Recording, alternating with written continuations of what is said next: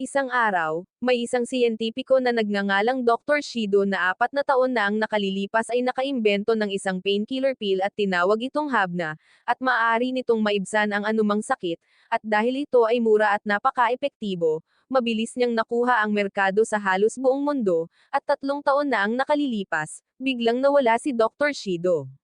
Isang araw, isang binata na nagngangalang Gilberto ang nagpakita na nakakulong sa kulungan, at isa sa mga gwardya ang lumapit upang sabihin sa kanya na may dalaw siya. Kaya nagulat si Gilberto dahil halos walang bumibisita sa kanya maliban sa mga abogado. Kaya pumunta si Gilberto at nakita ang isang babaeng nagngangalang Sasha na hindi pa niya nakikilala noon.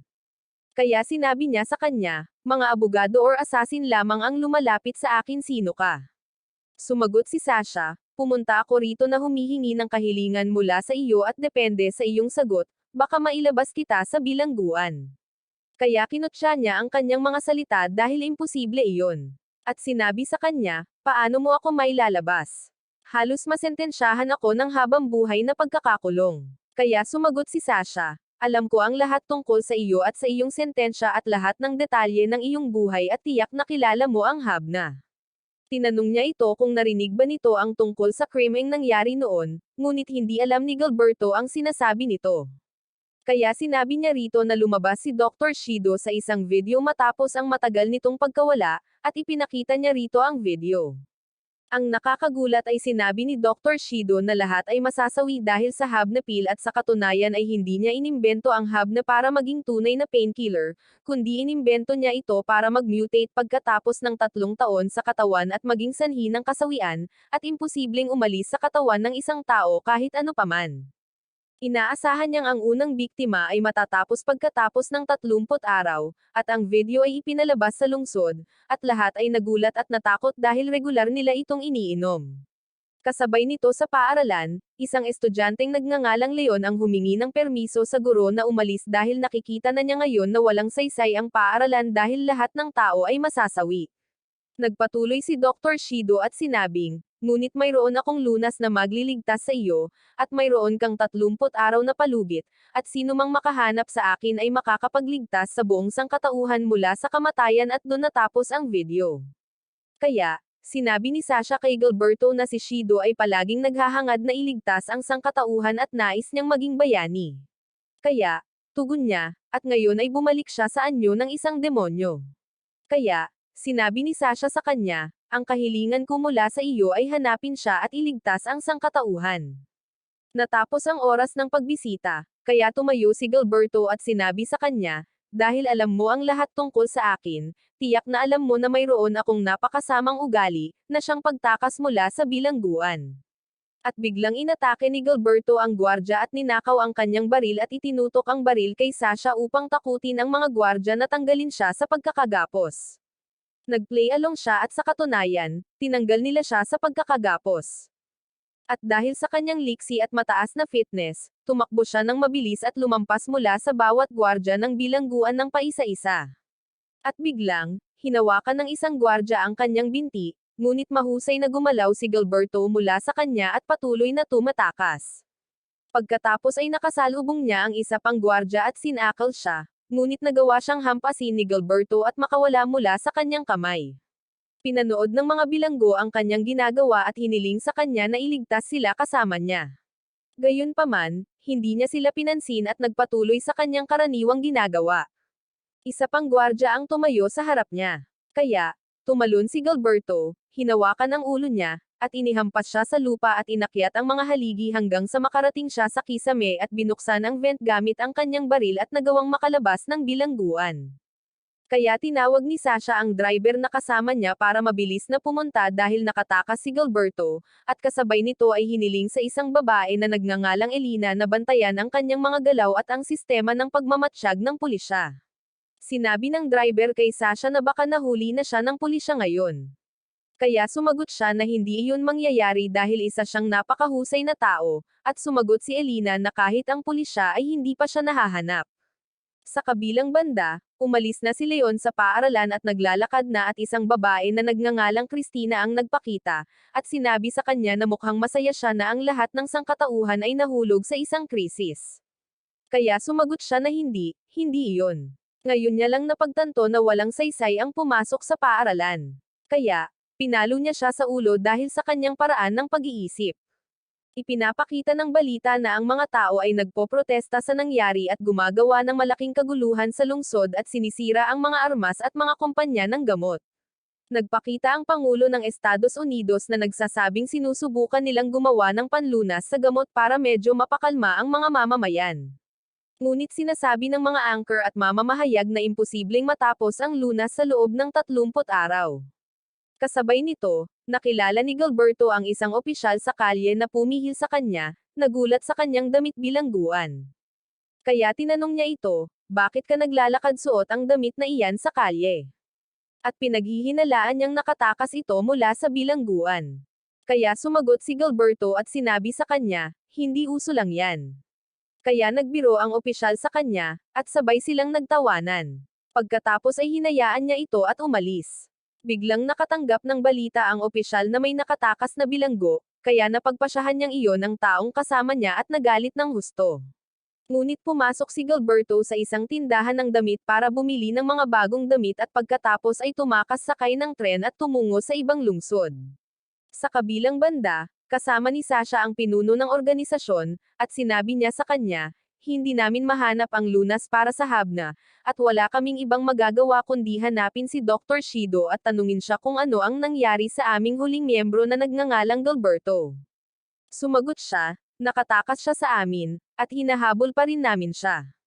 Pagdating ni Gilberto sa istasyon ng tren, lumabas ang larawan niya sa mga screen at pinaghahanap siya, at nakilala siya ng mga pulis. Kaya hinabol nila siya, at sinubukan niyang tumakas mula sa kanila.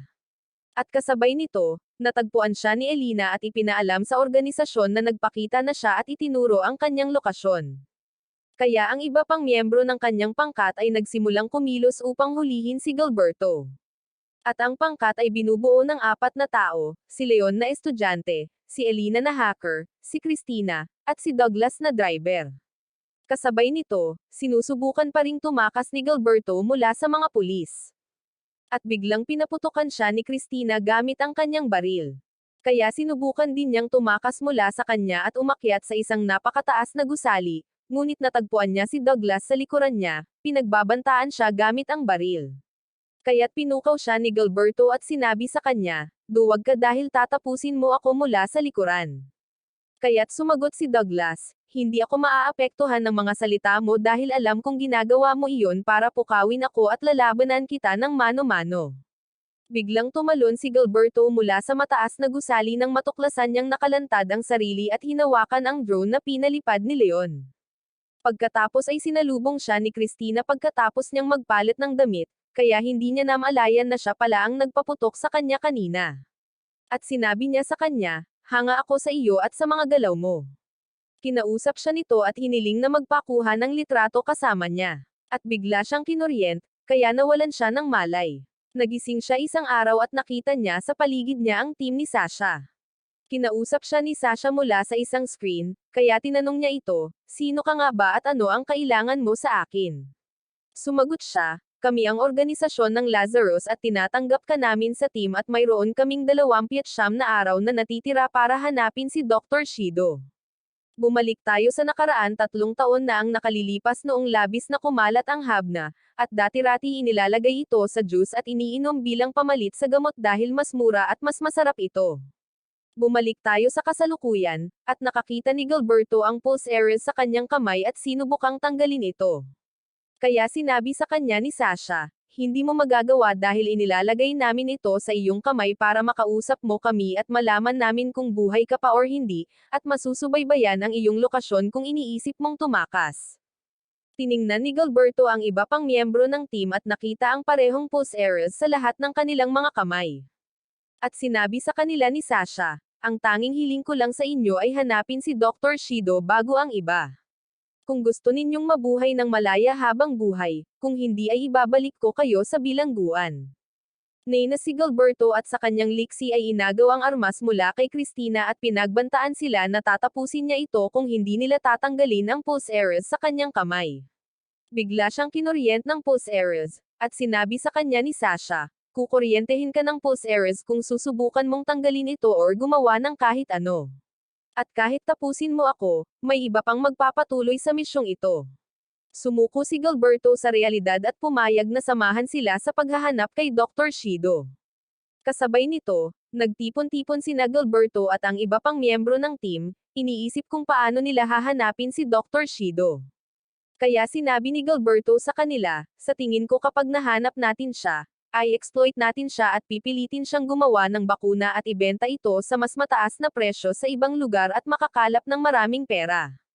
Sumang-ayon si Christina sa kanya, ngunit tumutol si Douglas at sinabi sa kanila, pumunta tayo rito para iligtas ang mundo, hindi para kumita ng pera para sa ating sarili. Ang mahalaga ngayon ay isipin kung paano natin mahahanap si Dr. Shido. Sumabad si Gilberto at tinanong sila, ang pinakamahalaga ngayon ay, mayroon na ba sa inyo ang nakagamit ng hub na dati? Ang nakakagulat ay itinaas nilang lahat ang kanilang mga kamay. Dinala sila ni Douglas para ipakita sa kanila ang lugar na magiging base nila, at ito ay lumabas na isang napakaluma at abandonadong lugar. Ikinuwento sa kanila ni Douglas ang lahat tungkol kay Dr. Shido, na siya ay napakatalino, marahil ang pinakamatalino na tao pagkatapos ni Einstein, at nananalo siya ng Nobel Prize ng 3 beses noon, ngunit pagkatapos noon ay nagsimula siyang pumasok sa gawaing pampulitika at naging interesado sa mga komperensya tungkol sa klima.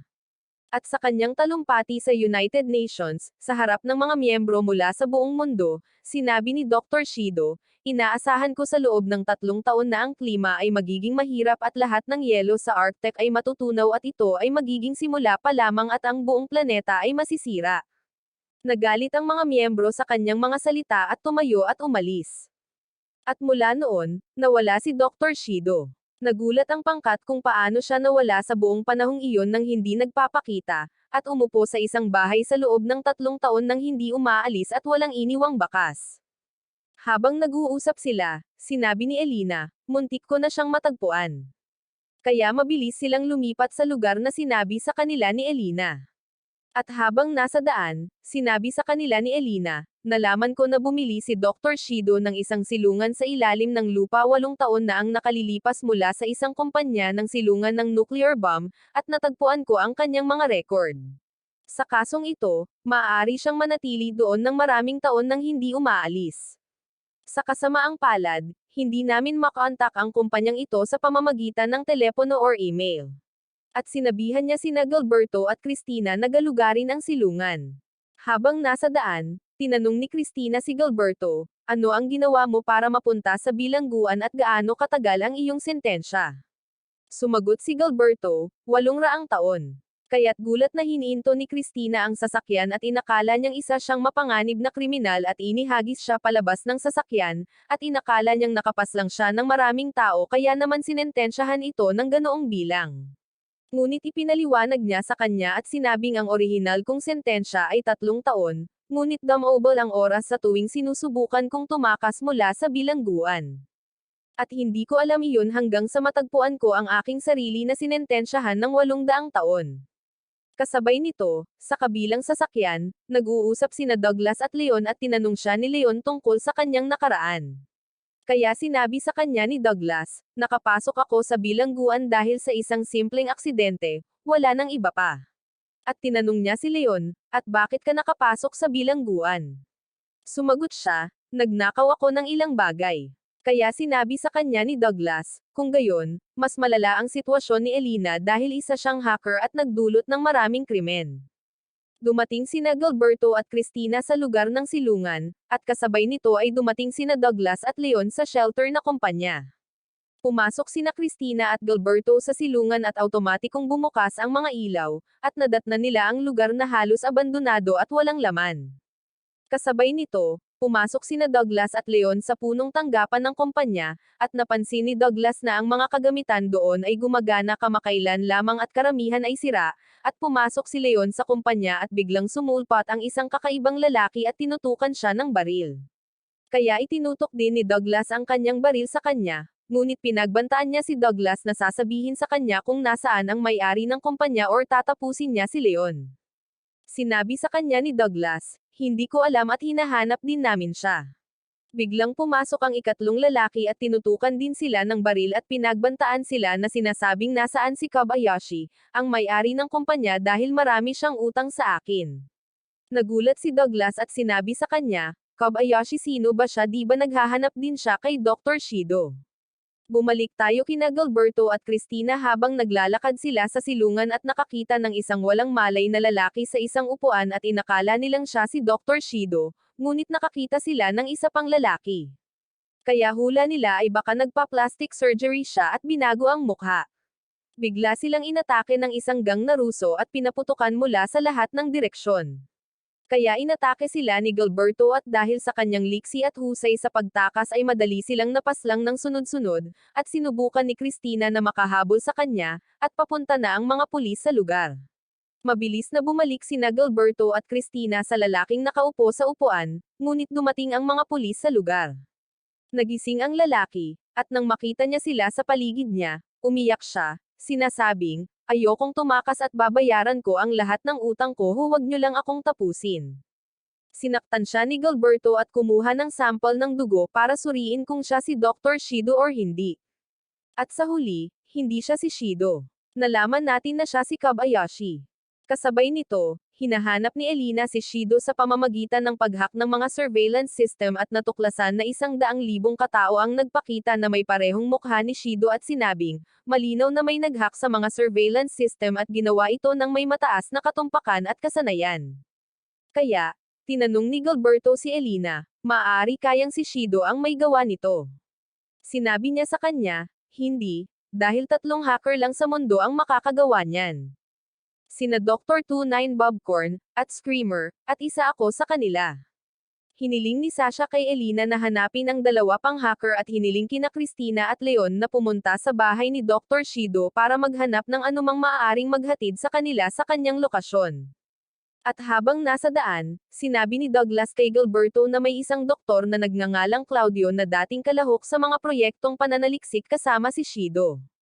Siguro kung pupunta tayo sa kanya, makakahanap tayo ng lead or matutulungan niya tayo.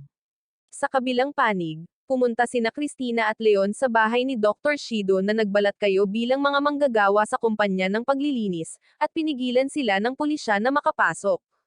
Kaya, nilinlang nila sila, na sinasabing, ito ay isang bayad na bukang, at kung hindi kami papasok, ipapataw namin ang multa sa inyo. Kaya, pinayagan nila silang makapasok.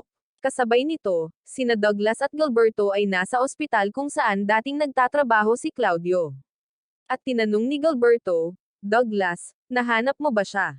Sumagot siya, matagal na siyang umalis sa trabaho, at ngayon ay hindi alam ang kanyang lugar at impormasyon sa pakikipag-ugnayan, at may mga bali-balita na nawalan siya ng tirahan. Kaya, sinabi ni Gilberto sa kanya, kung gayon, mayroon akong isang taong maaaring magturo sa atin sa kanya.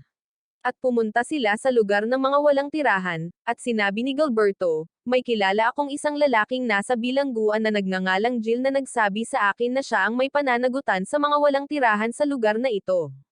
Kasabay nito, sina Leon at Christina ay naghahanap sa bahay ni Shido at nakakita si Christina ng kakaibang tableta. Kaya't kinutya niya ito at sinabing marahil ito ay isang lunas para sa Habna at dinala ito.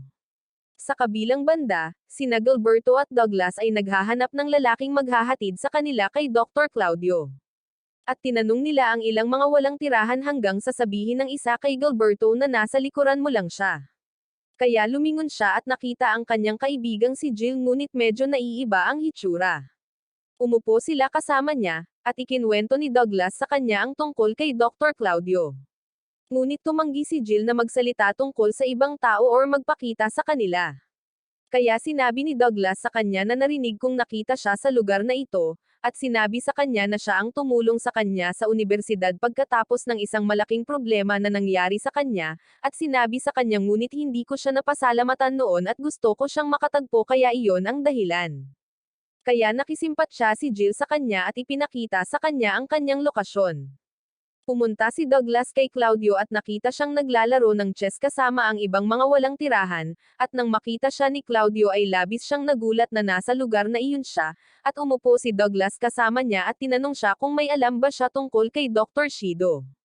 Kaya sinabi niya sa kanya, matagal ko na siyang hindi nakakausap at hindi ko akalain na balang araw ay masasawi ako dahil sa mga naimbento niyang table task para sa bisyo.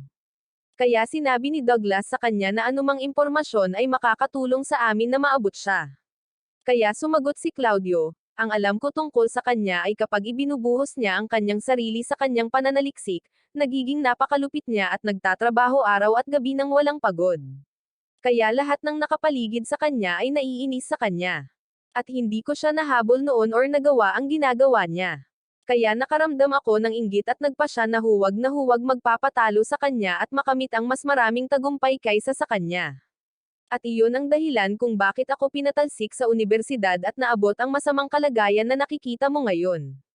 Ang natatandaan ko lang tungkol kay Shido ay palagi siyang nagsasalita tungkol sa kagandahan ng baklava na ginagawa ng kanyang lola na si Belinda. Sinabi sa kanya ni Douglas na ang baklava ay isang Eastern sweet na gawa sa Istanbul.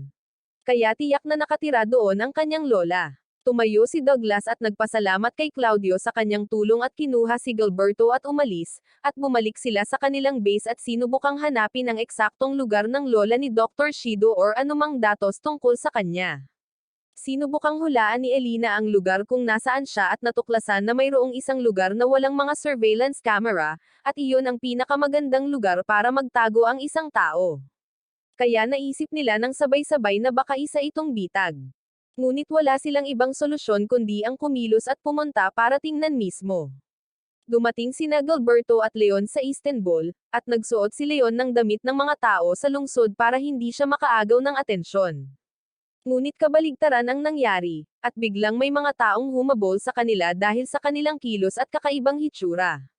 Kaya sinubukan nilang tumakas mula sa kanila, at sinaktan ni Gilberto ang mga nakaharang sa kanilang daan. At pagkatapos ay sumakay sila sa isang mabilis na bus at nakatakas at tumalon sa mga bubong hanggang sa tumigil sila sa paghabol sa kanila. Ngunit nabasag ang isa sa mga bubong, at nahulog si Leon sa isang bahay at pinasok siya ng gang at dinakip siya, at malapit na nila siyang tapusin nang bumalik si Gilberto para salakayin ang gang para iligtas siya. Sa huling sandali ay sinabi sa kanila ni Leon, pumunta lang kami rito para kumain ng baklava mula kay Belinda, wala nang iba. Kumalma sila at inakay sila papunta sa kanya, at ginantimpalaan ni Belinda ang gang dahil nagdala sila ng mga customers. Si Belinda ang nag-host kina Gilberto at Leon at naghahain sa kanila ng baklava at nagustuhan nila ito ng husto. Tinanong niya sila kung sino sila at saan sila nanggaling. Sumagot si Gilberto na kami ay mga lihim na ahente. Kaya nagulat si Lola Belinda, at sinabi niya sa kanya na pumunta kami para magtanong tungkol kay Dr. Shido. Sinimulan niyang ikwento sa kanila ang tungkol sa kanya at napinalaki niya ito pagkatapos masawi ang kanyang ama at ina. Kaya tinanong siya ni Leon at kumusta ang kanyang pagkatao noong bata pa siya. Sinabi niya sa kanya na siya ay isang napaka-normal at mabait na bata at wala akong pakialam sa lahat ng krimen na nagawa niya. Apo ko pa rin siya para sa akin, at ang huling beses na nakausap niya ako ay 3 taon na ang nakalilipas at nagpadala sa akin ng isang video na nagsasabing napakaabala niya at kaya hindi niya ako mabibisita. Ibinigay niya sa kanila ang telepono para mapanood ang video, at nalaman nila na napakabait ni Shido at hindi mukhang isang taong papaslang ng maraming tao sa lalong madaling panahon. Nagsimulang maghanap si Gilberto sa bahay ni Belinda dahil pakiramdam niya ay binabantayan siya ni Shido dahil nag-aalala ito sa kanya, at nakakita nga siya ng isang maliit na kamera at kinausap ito na nagsasabing mahuhuli kita agad. Sa kabilang panig, natagpuan ni Elina ang isa sa mga hacker na gumawa ng mga kopya ni Shido at sinabi sa kanila, natagpuan ko si Dr. 909 na walang sino man ang makakausap, kahit ang federal na tanggapan. Kaya, tinanong nila siya, paano mo nagawa iyon? Sinabi niya sa kanila, nagawa kong ihak ang kanyang lihim na wallet at nakakita ng malalaking paglilipat dito. Sa mga paglilipat, natagpuan nila ang isang stock trader na nagngangalang Samuel na nagbenta ng lahat ng shares na pagmamay-ari niya sa hub na bago bumaba ang presyo ng mga ito. Kaya, nagtanong si Christina, paano niya nalaman na bababa ang presyo ng stock nang sinimulan ni Dr. Shido ang kanyang plano 3 taon na ang nakalilipas at binura ang lahat ng bakas sa likuran niya. Sumagot si Elina, imposible iyon maliban kung nakipagtulungan siya sa isang napakahusay na hacker. Sabi ni Douglas, sa madaling salita, Ang tanging posibilidad ay nakipagtulungan si Dr. 909 kay Shido upang makakuha ng impormasyon tungkol sa Habna, at silang dalawa ay nauwi sa isang malaking kayamanan. Sumagot si Sasha, ang konklusyong ito ang pinakalohikal.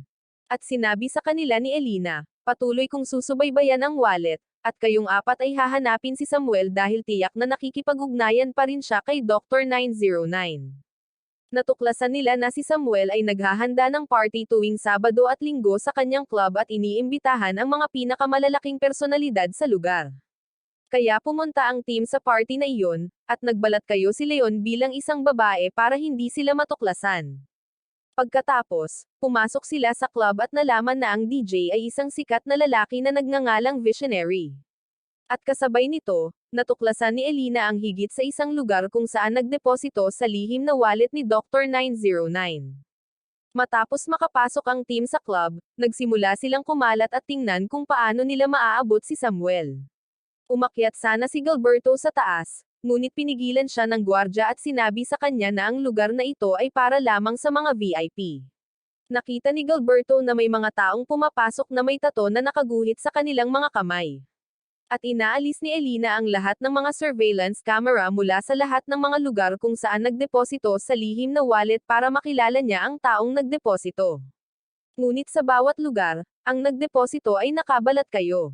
Sa kabilang banda, nakita ni Gilberto ang isang lalaking papunta sa banyo na mukhang nahihilo. Kaya sinundan niya ito, tinulak ito, at ninakaw ang tato sa kanyang kamay para makapasok gamit nito. At nalaman ni Christina mula sa lalaking nagseserbisyo ng inumin na sina Samuel at Visionary ay darating ng magkasama sakay ng pribadong jet ni Samuel. At nga pala, dumating sila pagkaraan ng ilang sandali. Kasabay nito, sina Christina at Leon ay pumunta sa kinaroroonan ni Samuel upang subukang salubungin siya at akitin siya. At nagawa rin ni Gilberto at Douglas na makarating sa itaas na palapag matapos maglagay ng tato si Gilberto. Ngunit pag-akyat nila, tinutukan sila ng mga gwardya ni Samuel ng baril at tinanong sila, saan ninyo nakuha ang tato? Kasabay nito, natukoy ni Elina ang mga katangian ng lalaking nakabalat kayo na kanyang hinahanap, at sa huli ay si Visionary pala ito. Bumalik tayo sa grupo, at inatake ni Samuel si Christina, ngunit naunahan siya nito at hinampas at inihagis mula sa itaas na palapag. At mabilis siyang tumayo upang tumakas kasama si Visionary, at ang iba pang miyembro ng koponan ay inatake ang mga tauhan ni Samuel at sinubukang paalisin sila. At nga pala, natalo nila sila. Kasabay nito, sumakay sina Samuel at Visionary sa jet upang tumakas. At sa sandaling lumipad sila, tumakbo at tumalon si Gilberto at hinawakan ito. Ang iba pang miyembro ng team ay kumilos sakay ng kotse, at sinubukan ni Samuel ang bawat pader na ibangga ang jet sa mga gusali para mahulog si Gilberto. Pagkatapos ng ilang pagsubok, nagawa niya itong mahulog, ngunit naabutan siya ni Leon gamit ang kanyang maliit na eroplano, at patuloy na hinabol ni Gilberto si Samuel at nakakita ng isang sandata sa eroplano ni Leon. Kaya kinuha niya ito at pinaputukan ang jet gamit ang baril, at nahulog ito sa tubig at lumapag si Gilberto sa jet bago ito lumubog. Sinubukan ni Samuel at Visionary na makaahon sa tubig, ngunit pinagbantaan sila ni Gilberto at sinabihan silang dalhin siya kay Dr. Shido or hahayaan silang malunod. Sumagot si Visionary na wala akong alam tungkol sa kanya, kaya tinanong siya ni Gilberto kung paano niya nakuha ang lahat ng perang ito mula sa Habna. Sumagot siya na nahak niya ang isang kumpanya ng parmasyutiko at nalaman niya mula rito ang impormasyon na bababa ang presyo ng Habna. Kinuha ni Samuel ang flash drive na naglalaman ng lahat ng impormasyon ng kumpanya mula kay Visionary at ibinigay ito kay Gilberto. Kaya iniwan sila ni Gilberto at umalis, at pagkatapos ay inaresto sila ng mga pulis. Bumalik ang team sa kanilang base matapos malaman na ang hacker na 909 ay walang kaugnayan kay Shido at nagpasya silang pumunta sa kumpanya ng parmasyutiko kung saan niya nakuha ang impormasyon. Nagtipon ng pangkat upang alamin ang mga detalye ng kumpanya ng parmasyutiko na may impormasyon tungkol sa panganib ng Habna, at sa palagay nila ay maaaring nakikipag-ugnayan ang kumpanya kay Shido kaya mayroon silang impormasyong ito, at sinubukan ni Elina na i-hack ang database ng kumpanya ng parmasyutiko, ngunit mga audio recording lamang ang kanyang nakita na hindi maintindihan. Kaya sinabihan siya ni Douglas na subukang i-convert ang mga ito sa mga imahe. At pagkatapos niyang i-convert ang mga ito, ang mga recording ay lumabas na ang mga lihim na impormasyon tungkol sa Habna. Sa palagay nila ay in-encrypt ito ng kumpanya sa anyo ng mga audio file dahil gusto nilang ihatid ito sa ibang tao na maaaring si Shido. At lumipat ang pangkat sa punong tanggapan ng kumpanya, ngunit nalaman nilang napakataas ng antas ng seguridad at mahirap makapasok. Kaya matapang na kumilos si Gilberto at pumasok mula sa pangunahing gate ng normal. Nagulat si Christina sa ginawa niya at sinabi sa kanya, "Paano ka papasok sa lahat ng seguridad na ito?" Sumagot siya, "Huwag kang mag-alala, ako na ang bahala." At pumasok si Gilberto na may pekeng ID, ngunit pinaghihinalaan siya ng mga security. Kaya sinundan nila siya at sumakay sa elevator kasama niya. At sa sandaling magsara ang mga pinto ng elevator, nakakita siya ng 4 na security sa loob at nakipag-away sa kanila. At isa sa kanila ang tumalon sa kanyang likod at sinusubukang sakalin siya, ngunit nakawala si Gilberto mula sa kanya. Umatake muli ang babae at sabay na sumama ang 3 pa. At nagawa pa rin niya silang talunin at ligtas na nakalabas.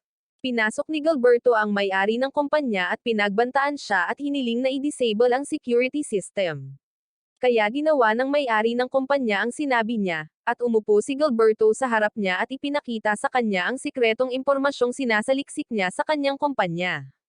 Kaya nagulat siya at tinanong siya kung saan niya nakuha ito at ano ang kailangan niya sa kanya. Sumagot si Gilberto ng, "Gusto kong malaman kung nasaan si Shido." Kaya sumagot ang may-ari ng kumpanya at mas gusto kong malaman ang lokasyon niya kaysa sa iyo. Pumasok ang iba pang miyembro ng team sa isang group video call kasama ang may-ari ng kumpanya, at tinanong siya ni Douglas kung alam niya ba na nakalalasen ang mga tabletang ito. Sumagot siya, "Syempre hindi, pero may patunay ako na nakakasawi ang mga ito dahil bago ang mga sikretong eksperimento sa mga tao, nagsagawa kami ng mga eksperimento sa mga unggoy at nasawi ang una sa kanila ilang araw na ang nakalipas at malapit na ang panahon para sa mga tao."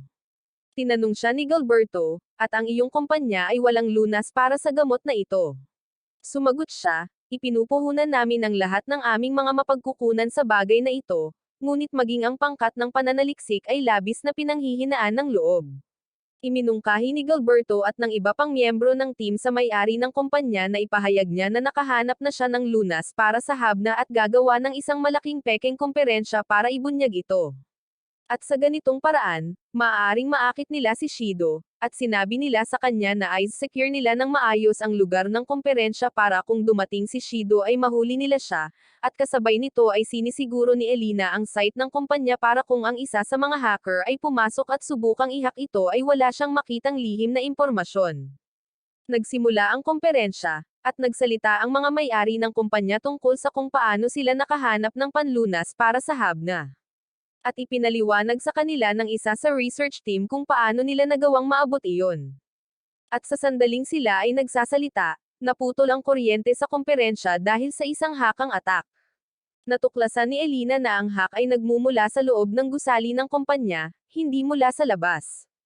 Hinanap ng iba pang miyembro ng team ang loob ng kumpanya para malaman kung sino ang nanghihimasok. Kasabay nito, huminto ang lahat sa kumpanya at nag-crash ang mga system, at natuklasan ni Elina na ang kumpanya ay nahack mula sa maraming device at ang mga device na iyon ay mga walkie-talkie ng mga gwardya. Kaya pumunta si Gilberto para suriin ang bagay na ito, at sinabi sa kanya ng gwardya na ang mga device na ito ay bago at maging ang kumpanyang gumawa nito ay pumalit sa mga luma ngayon. Kaya sinubukan ng iba pang miyembro ng team na pigilan ang kaguluhan na nangyayari sa kumpanya, ngunit nagpatuloy pa rin ang pag-hack at hindi ito mapigilan ni Elina, ngunit nahanap niya ang lokasyon ng hacker at ipinadala ni Sasha ang mga pulis para arestuhin siya, ngunit umalis ang hacker bago pa man matukoy ng sinuman ang kanyang presensya at sumakay siya sa isang kotse kaya walang tiyak na lokasyon para mahuli siya. At matapos niyang mahak ang site ng kumpanya, wala siyang nakita rito dahil sa pekeng data na inilagay ni Elina. Natapos ang pag-hack pagkatapos ng lahat ng iyon, at wala silang nakuha sa huli dahil nabigo ang komperensya. At lumipas ang 21 araw mula sa 30 araw, nagtipon muli ang team sa kanilang headquarters.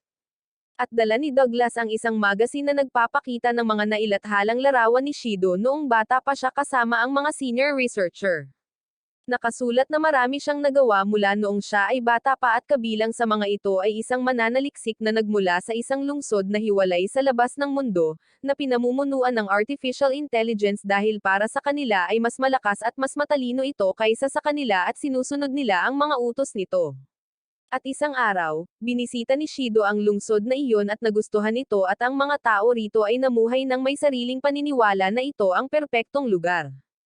Hinulaan ni Douglas na marahil ay nagtatago si Shido doon dahil ito ay isang napakaangkop na liblib na lungsod. Tinanong ni Sasha si Elina kung maaari niyang ihak ang anumang sistema na may kaugnayan sa lungsod na iyon. Ngunit sumagot siya na mahirap ihak dahil ang naga ay ganap na hiwalay sa labas ng mundo. Kaya nagulat si Christina at tinanong si Elina kung paano niya nalaman ang pangalan nito at ang impormasyong ito. Malungkot siyang sumagot dahil iyon ang lugar kung saan siya ipinanganak at sinabi sa kanila na kung pupunta siya roon ngayon ay tatanggapin nila siya ng lubos. Kaya sumagot sila ng nagulat ng mag-isa, imposible. Sinabi niya sa kanila na hindi sila maaaring sumama sa kanya dahil maghay-hinala sila at pipigilan silang pumasok. Ngunit marahil kung ang isang bata ay papapasukin kasama niya. Kaya lahat sila ay tumingin kay Leon dahil mukhang bata pa ito. Pagkatapos noon, lumipat ang team sa lungsod para dalhin sina Leon at Elina doon. At sinabi nila kay Elina na titira si Leon sa isang hotel na malapit sa inyo. Kung magpapakita si Dr. Shido or may mangyari, tawagan sila agad. At kung hindi sila makontak sa loob ng 72 oras, pupunta sila. At binigyan sila ni Gilberto ng smoke bomb para buksan kung hindi nila sila makontak. Pagkatapos noon, pumasok sila sa lungsod at ang mga tao ay tumingin sa kanila ng kakaiba noong una hanggang sa makita sila ng isang babae na nagngangalang Ana at tumakbo kay Elina upang salubungin ito. Kaya, ipinakilala siya ni Elina kay Leon. At pagkatapos ay dinala sila ni Ana sa isang lugar na matutulugan. Doon, nakita ni Elina ang isang babaeng nagngangalang Carolina at labis na nagalit, ngunit binati pa rin siya. At sinabi sa kanya ni Carolina, sigurado akong malalaman mo ang katiwalian ng labas ng mundo at babalik ka ulit. At isang lalaki ang nagpakita at sinalubong sina Elina at Leon na siyang pinuno rito na si Brando. Natuwa si Carolina at sinabi kay Elina, mabuti at sumama ka sa amin sa pagdiriwang. Ngunit nagalit si Elina at hindi sumagot. Pagpasok nila, hiniling ni Ana sa kanila na ibigay ang kanilang mga telepono at anumang konektado sa internet dahil pinoprotektahan nila ang mga mamamayan mula sa labas ng mundo, at ang mga maling impormasyong kumakalat dito. At bago siya umalis, sinabi niya sa kanila, sana ay maalis agad sa inyo ang brainwashing ng labas ng mundo. Kaya nagulat si Leon sa salitang brainwashing, aniya. Kinagabihan, nagising si Leon at kinuha ang kanyang pulse areas at sinubukang tawagan ang iba pang miyembro ng team para panatagin sila. Lumabas si Elina pagkatapos niya at sinabi niya sa kanya na walang signal gaya ng inaasahan at tiyak na najam nila ito sa kabilang banda. Kausap ni Douglas si Sasha sa isang tawag at hiniling sa kanya ang listahan ng mga pangalan ng mga mananaliksik na kasama ni Dr. Shido sa institute. At lumabas si Douglas at nakita si Christina na nag-aalala tungkol kina Leon at Elina at naghihintay ng anumang tawag or signal mula sa kanila. Kaya, sinabi niya sa kanya, dapat tayong magtiwala sa kanila at huwag silang tretuhin na parang mga bata dahil miyembro sila ng Lazarus tulad natin. Kasabay nito, nakaupong nag-uusap sina Leon at Elina. Kaya, tinanong niya siya, Carolina, tama ba ang nanay mo? At sinabi sa kanya, napansin kong hindi kayo malapit at nagulat ako. Kaya sumagot siya, ang buong lungsod dito ay isang malaking pamilya kaya naman hindi namin itinuturing na magkadugo at bawal kong tawagin siyang ina. Kaya tinanong niya siya, at ano naman ang nararamdaman ng iyong ina tungkol dito? Sumagot siya, nakakalungkot, wala siyang pakialam. Kinabukasan, dumating si Ana at isinama siya at si Leon sa isang paglilibot sa lungsod at ipinaliwanag sa kanila kung paano sila namumuhay ng sapat sa sarili nang hindi nangangailangan ng labas ng mundo, lahat salamat sa kanilang artificial intelligence na nagbibigay sa kanila ng lahat, at ipinakita sa kanila ang mga panday at magsasaka sa nayon habang nagtatrabaho, at sinabi sa kanila, dito, hindi kami gumagamit ng pera tulad ninyo, nagpapalitan kami ng mga bagay. Kumain sila kasama ang buong pamilya at tinanong sila ni Ana kung ano ang ginagawa ninyo sa labas ng mundo. Sumagot si Leon na nagtrabaho kami para makakuha ng pera at ang aming trabaho ay tungkol sa paghahanap ng ilang mga tao, at nakilala ko si Elina doon, at ikinwento niya sa kanya ang mga pakikipagsapalaran na pinagdaanan niya hanggang ngayon sa trabaho. Pagkatapos noon, dumating ang pinunong si Brando at inanunsyo na si Leon ay miyembro ng kanilang pamilya at sinabi sa kanila na pararangalan namin siya at ipagdiriwang siya sa pagdiriwang pagkatapos ng 2 araw. Sa kabilang banda, nakaupo sina Douglas at Christina, at sinabi niya sa kanya na nakatanggap siya ng impormasyon tungkol sa artificial intelligence na namamahala sa lungsod na ito. 15 taon na ang nakalilipas, binuo ng mga mananaliksik sa instituto ang artificial intelligence na ito upang maging katulad ng neural network sa katawan ng tao. At sinubukan nilang kumuha ng kopya mula sa kanyang utak upang gawin itong modelo ng pinakamatalinong tao noong panahon ni Einstein, si Dr. Shido. Pagkatapos noon, ginawa nila ang artificial intelligence, ngunit natuklasan nilang mayroon itong pagnanais na kontrolin at pinangalanan itong Naga. Kalaunan, nagkita sina Elina at Leon ng mag-isa at sinabi niya sa kanya, "Hinanap ko si Dr. Shido kahit saan at hindi ko siya nakita." Kaya nagkasundo silang magkita sa gabi upang pumunta sa lugar kung saan nakaimbak ang lahat ng impormasyon tungkol sa lungsod na ito at dalhin ito. At kasabay nito, nagtatago si Ana at nakikinig sa kanila habang sumasang-ayon sila. Dumating sila ng gabi sa lugar na may datos ng lungsod, inaf ang kuryente, kaya na-off ang mga ilaw, nagawang malampasan ang mga gwardya at pumasok sa lugar at ilipat ang impormasyon. Bigla, pumasok ang pinunong si Brando at sinabi kay Elina, "Pakiramdam ko ay nadumihan pa rin ang puso mo sa labas ng mundo at alam kung gagawin mo ito." Kaya hinayla siya ni Leon at sinubukang tumakas, ngunit pinalibutan sila ng mga ito at dinakip sila at sinabi sa kanila na ang iyong parusa ay magiging maalab, kaya ikaw ay isang halimbawa sa sinumang mag-iisip na gawin ito. Sa kabilang banda, kasama ni Douglas si Christina at sinabi sa kanya na kilala ko ang isa sa mga mananaliksik na kasama ni Shido sa Institute. Ang pangalan niya ay Brando, kaya tinanong niya ito, nasaan siya ngayon? Sumagot siya, ang pinuno ng Naga City mula noong panahon ng Institute. Nahuhumaling siya sa paksa ng artificial intelligence at pinalaya niya ito at ginawa itong pinuno. At pinaghihinalaan kung ginawa niya iyon upang mapataas ang pagnanais ng Naga na kontrolin at pagkatapos ay kontrolin ang mundo. Kaya tinanong niya ito, hindi ba ang Naga ay isang kopya lamang ni Shido? Sumagot siya, oo, at tinanong siya ni Gilberto, hindi ba't ibig sabihin noon ay may pagnanais itong sirain ang mundo tulad ni Shido at nagulat sila sa ideya. Kasabay nito, sina Leon at Elina ay nasa bilangguan at pumasok si Ana upang makita sila at sinabi sa kanila, "Makikita namin kayo sa pista na sinusunog at dinadalisay mula sa polusyon ng labas na mundo." Kaya tinanong siya ni Leon sa takot na susunugan nila sila ng buhay. Sumagot siya, oo, at tinanong siya ni Elina, "At sumasang-ayon ka rito?" Sumagot siya, "Palagi akong naiinggit sa iyo at nabuhay ang aking buhay na pinipigilan ang aking damdamin, at pinili kong sundin ang Naga at hindi kailanman inisip ang aking sarili, ngunit iba ka."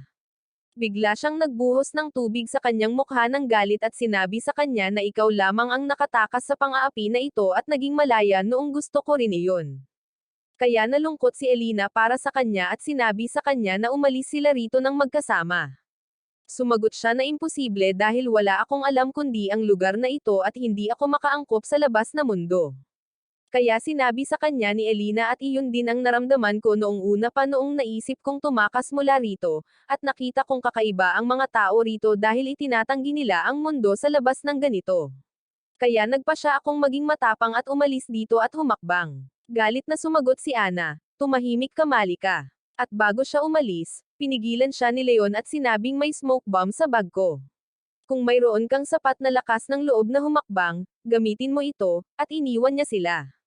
Kinabukasan, isinabot ng mga gwardya sina Elina at Leon upang tapusin sila sa pamamagitan ng pagsunog. Nagtipon ng buong lungsod sa harap nila at dahan-dahan silang ibinaba patungo sa apoy. Bago pa man nila ito marating, nagpakita si Ana na may hawak na smoke bomb, tumakbo patungo sa kanila at inihagis ang smoke bomb. Kaya nakita siya ni Gilberto at sinabihan ang iba pang miyembro ng team at mabilis silang nagmadali upang iligtas sila.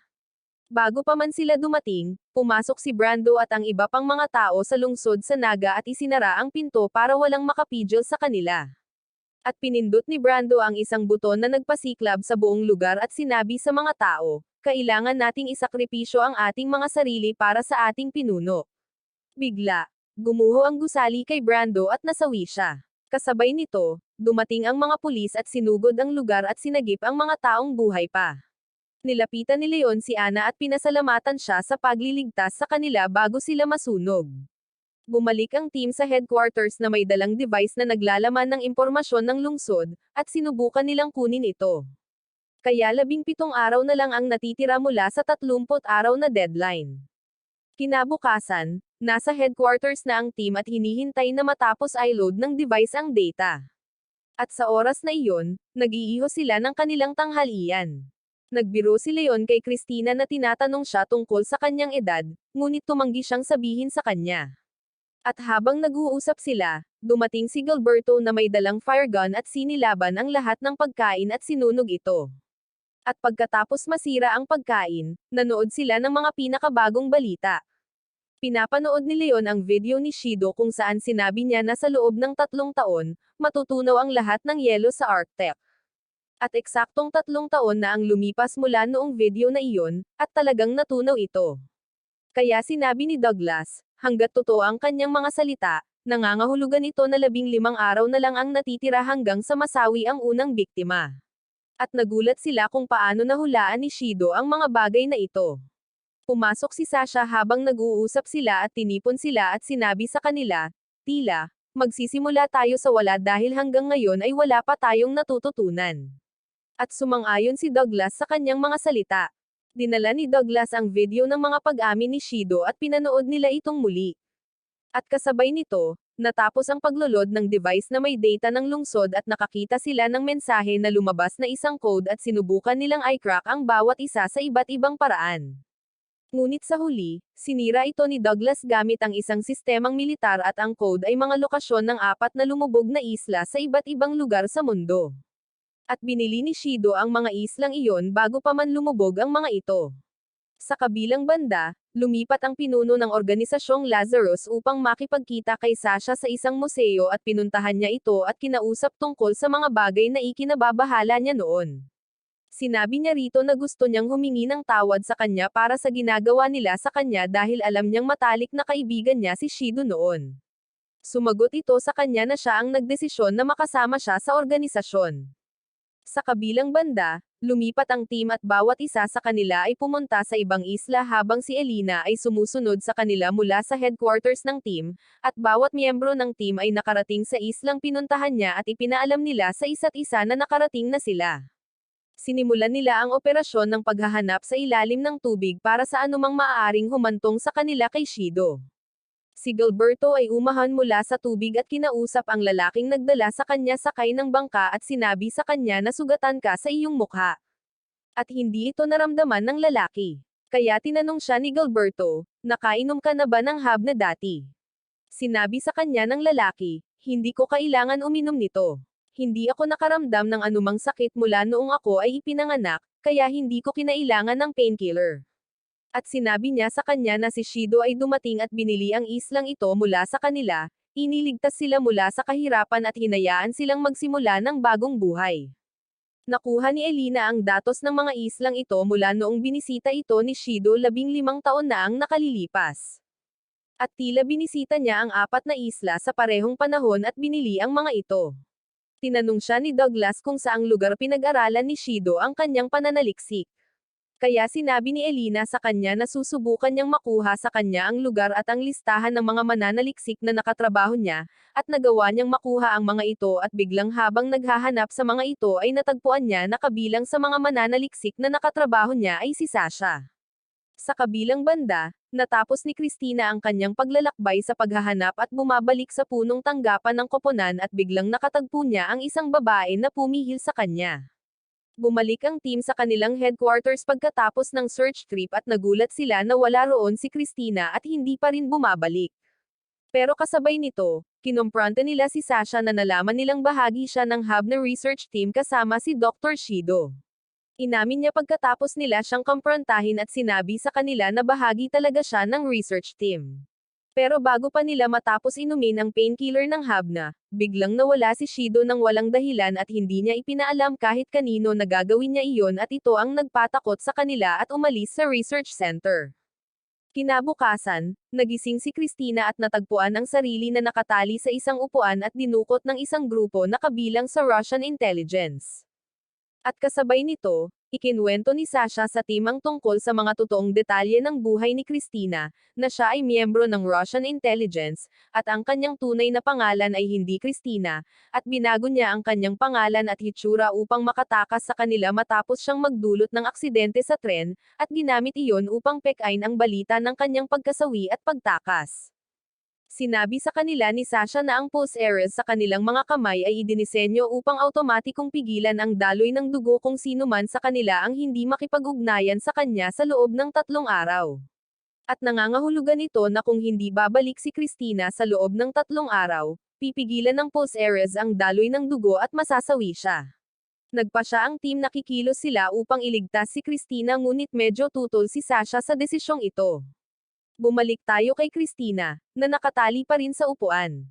Isang lalaki mula sa Russian gang ang pumasok at patuloy siyang sinasaktan. Ngunit kasabay nito, isang babae ang pumasok at pinigilan siya. At siya pala ang parehong babae na pumihil sa kanya noong siya ay pabalik na mula sa kanyang biyahe at dinukot siya. Nalaman natin na kaibigan niya siya noong nagtatrabaho pa si Christina para sa Russian intelligence. At pinagbantaan niya ito na tatapusin niya ito dahil pinik niya ang kanyang kasawian, binago ang kanyang anyo, at nakatakas. Sa kabilang banda, ang team ay nasa kanilang headquarters at nakita ang lokasyon ni Christina.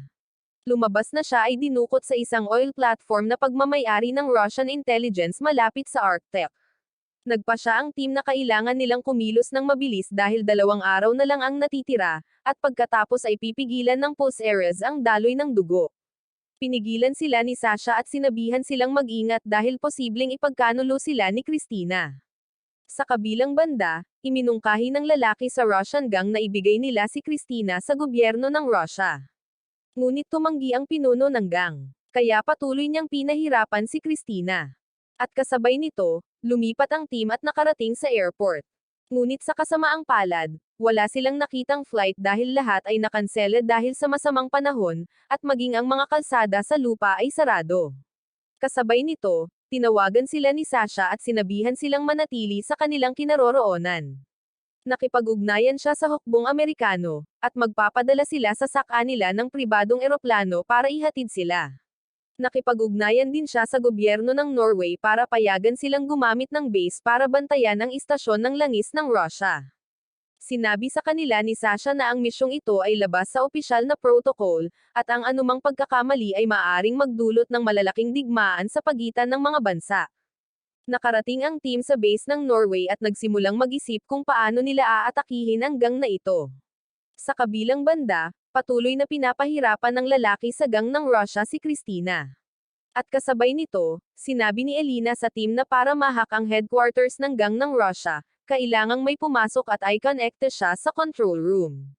Kaya, lumipat ang team patungo sa istasyon ng langis, at gumamit si Leon ng drone na hugis ibon para bantayan ang gang nang hindi nila napapansin at nakita kung ilan sila. Sinubukan ni Gilberto na pumasok sa kanilang base sa dagat. Sinimulan ng team na salakayin ang istasyon ng langis, at binangga ni Douglas ang barkong sinasakyan niya sa kanilang istasyon, na nagdulot ng sunog sa isang bahagi nito. Kumilos si Douglas gamit ang isang maliit na bangka, palabas ng barko, at naghanda ang gang na Ruso na atakihin sila habang si Gilberto ay nakapasok na sa kanilang base at nakarating sa control room, na ikinonekta si Elena dito. Sa oras na iyon, inatake ni Christina ang lalaki mula sa gang na Ruso, nagawang makawala mula sa upuan, malakas na hinampas ito, at nakatakas mula sa kanya. Sa kabilang banda, minomonitor ni Elena ang buong istasyon matapos niyang ihak ang kanilang sistema at ipinaalam kay Gilberto ang lokasyon ni Christina matapos siyang makatakas mula sa lalaki. Kaya, lumipat si Gilberto sa lugar na iyon at nakipagkita sa 2 gwardya, nilabanan sila, at natalo sila. Ay nalalayan siya ni Douglas mula sa bangka gamit ang kanyang sniper. Nagpatuloy siya sa kanyang paglalakad, ngunit biglang may bumato sa kanya at natambo siya. Ito ang lalaki mula sa gang na Russo at itinutok niya ang baril kay Gilberto at tinanong ito, "Sino ka?" Kasabay nito, isa pang gwardya ang dumating mula sa likuran. Na-corner si Gilberto, ngunit itinulak ni Leon ang kanyang drone sa ulo ng gwardya at natamba ito. Inatake ni Gilberto ang Rusong lalaki at kasabay nito, napansin ng isa sa mga gwardya ang bangkang pinagtataguan ni Leon at pinaputukan ito gamit ang kanyang rifle, kaya nasunog ito ngunit iniligtas siya ni Douglas.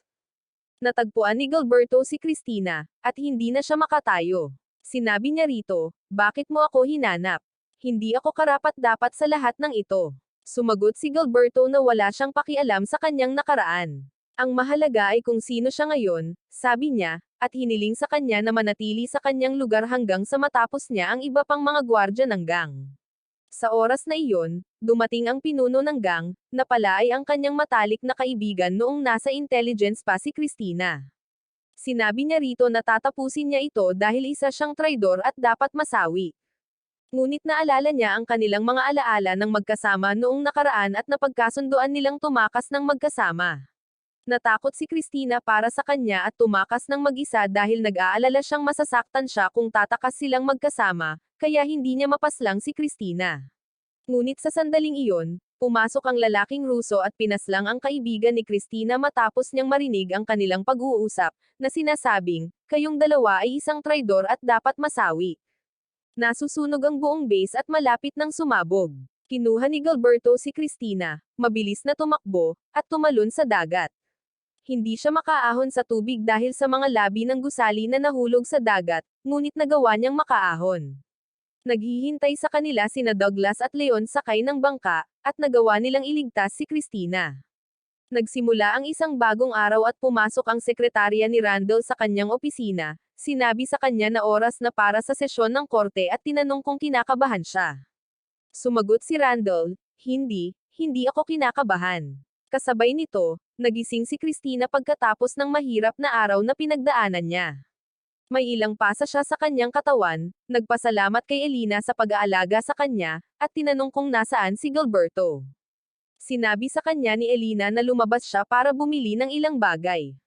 Pagkatapos bilhin ni Gilberto ang mga bagay, pumunta siya sa kotse ni Douglas. Kinausap ni Douglas si Gilberto at tinanong siya, "Sa tingin mo ba pagkatapos nating mahanap si Shido, iiwan na tayo ng organisasyon ng Lazarus at palalayain? Lalo na pagkatapos nilang malaman ang lahat ng mga sikretong ito. Or ano ang mangyayari sa atin?" Sa kabilang banda, nagsimula na ang paglilitis dahil ang pangkat ng Lazarus ay gumawa ng mga bagay na hindi sakop ng paghahanap kay Shido at walang kaugnayan sa kanya. Ang ibig sabihin nito ay ang operasyon upang iligtas si Christina, na naglagay sa pangkat sa panganib at maaaring magdulot ng mga digmaan sa pagitan ng mga bansa dahil sa pagpapaputok at pagsabog ng istasyon ng langis. Ang lahat ng ito ay walang kinalaman sa kanilang opisyal na misyon, na paghahanap kay Shido. Bukod pa rito, wala pa rin silang naaabot na kahit ano. 10 araw na lang ang natitira mula sa deadline. Isang Amerikanong ahente ng panaktik ang tumutol sa ginawa ng pangkat ng Lazarus, na humihiling na makita ang tunay na patunay na talagang hinahanap ng pangkat na ito si Shido. Nakipag-ayos siya sa isang tao mula sa pangkat ng Lazarus na pumunta at magpatotoo tungkol sa lahat ng ito, na nangangahulugang mayroong isang especially iya sa kanila. Kinausap ni Douglas si Gilberto at sinabi sa kanya na sa palagay niya ay mayroong isang especially iya sa kanila at pinaghihinalaan niya na si Leon ito dahil mayroon siyang 2 telepono, ngunit hindi pa siya sigurado sa impormasyong ito. Nang utusan ng hukom ang saksi na pumasok, nalaman nating si Leon ang saksi, gaya ng hinala ni Douglas. Tinanong siya ng hukom kung ang kanilang huling misyon na iligtas si Christina ay isang opisyal na misyon or may kaugnayan sa paghahanap kay Dr. Shido. Sumagot siya, hindi, ang operasyon ay isinagawa upang iligtas lamang si Christina. Mahalaga ito dahil si Christina ay nag-ambag sa paghahanap kay Shido at nagkaroon ng malaking papel sa amin simula noong unang operasyon ng paghahanap, at kailangan itong gawin. Sa kalagitnaan ng paglilitis, pumasok ang isa sa mga gwardya upang gambolain sila at sinabi sa kanila na naglabas si Shido ng isang bagong video. Dinala nila ang video upang ipakita ito. Dito, sinabi ni Shido na nadidismaya siya na 20 araw na ang lumipas at walang sino man ang nakarating sa kanyang lokasyon. Ang mga bansa ay abala sa pakikipaglaban sa isa't isa, at walang sino man ang nagmamalasakit na iligtas ang sangkatauhan, kahit na ang hakbang ng gobyerno na simulan ang paghahanap sa kanya. Ipinaalala sa kanila ni Shido na 10 araw na lamang ang natitira bago bumagsak ang unang biktima. Nagulat sila na ang unang biktima ay si Shido mismo. Kung siya ay masawi, wala nang pag-asa na maaari nilang malaman ang lunas, at ang lahat ng sangkatauhan ay masasawi pagkatapos niya. Nakatayo ang lahat ng tao at nanunood sa mga display screen sa mga lansangan. Natapos ang video, at tumayo si Randall at sinabi sa hurado, isang hakbang na lang tayo para mahanap si Shido. Kung mabubuwag ang team ngayon, sino ang magpapatuloy sa ginagawa natin? Ang mahalaga ngayon ay dapat nating ipagpatuloy ang ating nasimulan. Iniutos ng hukom na ipagpaliban ang paglilitis hanggang sa matapos ang 10 araw. Pagkaalis nila sa paglilitis, sinabi ni Randall kay Sasha na siya ang nakipag-ayos kay Leon para sa lahat ng ito. Kasabay nito, naghahanap ang Amerikanong intelligence man ng paraan para mapaalis si Gilberto. Naghanap siya ng isang profesional na assassin para madali siyang tapusin, tinawagan ito, at nagkasundo sa oras ng pagkikita. Kasabay nito, nagtipon ng pangkat at nag-usap tungkol sa pinakabagong video ni Shido. Sinabi ni Douglas na hindi siya makapaniwala na ang unang masasawi ay si Shido. Sinabi ni Elena na nangangahulugan ito na hindi niya ininom ang protection na lunas mula sa Habna. Sinabi sa kanila ni Christina na wala ng oras na dapat sayangin. Inilabas niya ang tableta na natagpuan niya sa bahay ni Dr. Shido. Nagtanong si Douglas, bakit hindi mo sinabi noon? Sinabi niya sa kanya na nakalimutan niya, at sinabi niyang susuriin niya kung saan ito. Sa kabilang banda, nakipagkita ang Amerikanong intelligence man sa ahente ng profesional na assassin upang magkasundo sa lahat ng bagay. Humingi siya ng impormasyon tungkol sa lalaking gusto niyang tapusin. Sumagot ang ahente, hindi ko maaaring ibunyag ang kanyang pagkakakilanlan. Sinabi niyang kukuha siya ng 30 milyon para sa misyon. Tumutol ang Amerikanong tauhan ng panaktik sa presyo at tumangging magbayad ng ganoong halaga sa isang taong hindi niya kilala. Sumagot ang ahente ng assassin, maaari mo siyang subukan, ngunit wala akong kinalaman sa anumang resulta ng pagsusuring ito, at binigyan siya ng isang card na may nakasulat na lokasyon ng pagsusuri. Isang pangkat ng mga espesyal na puwersa ang lumipat sa lugar. Pagdating nila, nalaman nilang isa itong abandonadong lumang lugar na walang ilaw. Pumasok sila at umakyat sa itaas na palapag at pumasok sa isang silid na pinaghihinalaan nilang kinaroroonan ng profesional na assassin. Bigla, isa sa kanila ang hiniinto, at ang iba ay pumunta upang tingnan kung ano ang nangyari. Pumasok ang assassin sa kanila at tinapos sila ng paisa-isa. Walang sino man sa kanila ang nakalaban sa kanya, at pinaslang niya silang lahat hanggang sa ang buong lugar ay maging mga bangkay lamang. Kinabukasan, lumabas ang balita, at sinabi ng tagapagbalita na ang bilang ng mga taong nahawaan ng lagnat ay lubhang tumaas. Lahat ng ospital ay puno ng mga pasyente, at ang sinumang nahawaan ng lagnat ay dapat nagamutin sa bahay. Ipinagpatuloy ng tagapagbalita na bumababa ang mga presyo ng stock sa stock market. Sarado ang merkado at sarado ang lahat ng bangko, itinigil ang mga transaksyon, at walang nakakaalam kung kailan ito matatapos. Marahil ito na ang huling araw para sa sino man sa buhay. Sinuri ng pangkat ang tabletang natagpuan ni Christina sa bahay ni Shido. Lumalabas na ang tabletang ito ay isang blood thinner na ginagamit ng mga pasyenteng may artificial na puso. Sabi ni Sasha, naaalala ko na may mga problema sa puso si Shido, pero hindi ko matandaan na nagsalita siya noon tungkol sa pagkakaroon ng artificial na puso. Dinala sa kanila ni Elena ang lahat ng ospital na nagsagawa ng artificial na transplant ng puso sa nakalipas na 3 taon, ngunit wala sa mga ulat ang pagmamayari ni Shido. Sabi ni Sasha, marahil ay siya ang gumawa ng operasyon sa isa sa mga ospital na nagsisilbi lamang sa mga mahahalagang tao. Ginagarantiyahan ng mga ospital na ito ang privacy kapalit ng mga bayarin na babayaran mo. Iminumungkahi nilang hanapin ang mga ospital na iyon at sinabi sa kanila ni Sasha na hindi pinapayagang pumasok doon ang mga ordinaryong tao. Bigla, tumayo si Leon habang nag-uusap sila, nagpalit ng damit, at nagsuot ng ibang damit. Mukha siyang mahalagang tao at sinabi sa kanila na halos may solusyon na siya rito. Hiniling kina Gilberto at Douglas na sumama sa kanya. Dinala nila siya sa isang napakalaking mansyon at nagulat sila na dati siyang nakatira doon. Masayang tinanggap siya ng kanyang lolo sa pagbabalik at pinapasok siya sa mansyon. Hinintay ni Leon ang pagdating ng kanyang kapatid. Pagpasok ng kanyang kapatid, tumayo siya upang salubungin siya. Sinimulan siyang sigawan ng kanyang kapatid, at sinabi niya rito na pumunta siya dahil kailangan niya ng pabor mula rito. Sumigaw muli ang kanyang lolo dahil 4 na taon na siyang hindi pumupunta at ngayon ay pumupunta lamang para humingi ng pabor.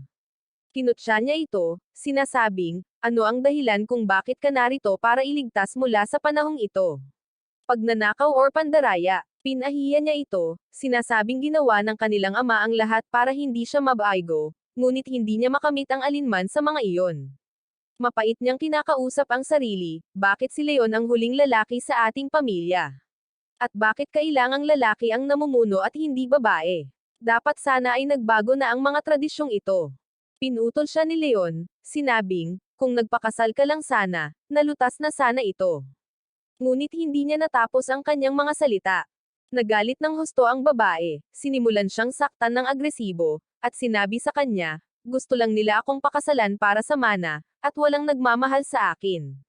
Wala kang alam na makakausap ko at sinabi niya sa kanya, kunin mo ang posisyon mo bilang pinuno ng ating pamilya, at pagkatapos ay hindi mo na ako kakailanganin. Malalaman mo ang lahat ng impormasyong maaaring kailanganin mo at kung ayaw mo ng mana, huwag ka nang bumalik dito at pagkatapos ay umalis siya.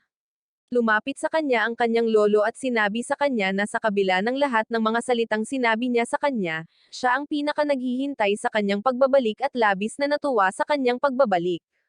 Bumalik muli ang kanyang kapatid na babae pagkatapos umalis at sinabi sa kanya na ibibigay niya sa kanya ang impormasyong gusto niya, ngunit sa kondisyon na gugugulin niya ang bakasyon sa katapusan ng linggo kasama niya. Nangako si Leon sa kanya na gugugulin niya ito kasama niya sa linggo. Nagalit siya dahil narinig niya sa balita na baka masawi ang lahat bago ang susunod na linggo kung hindi nila mahanap si Shido.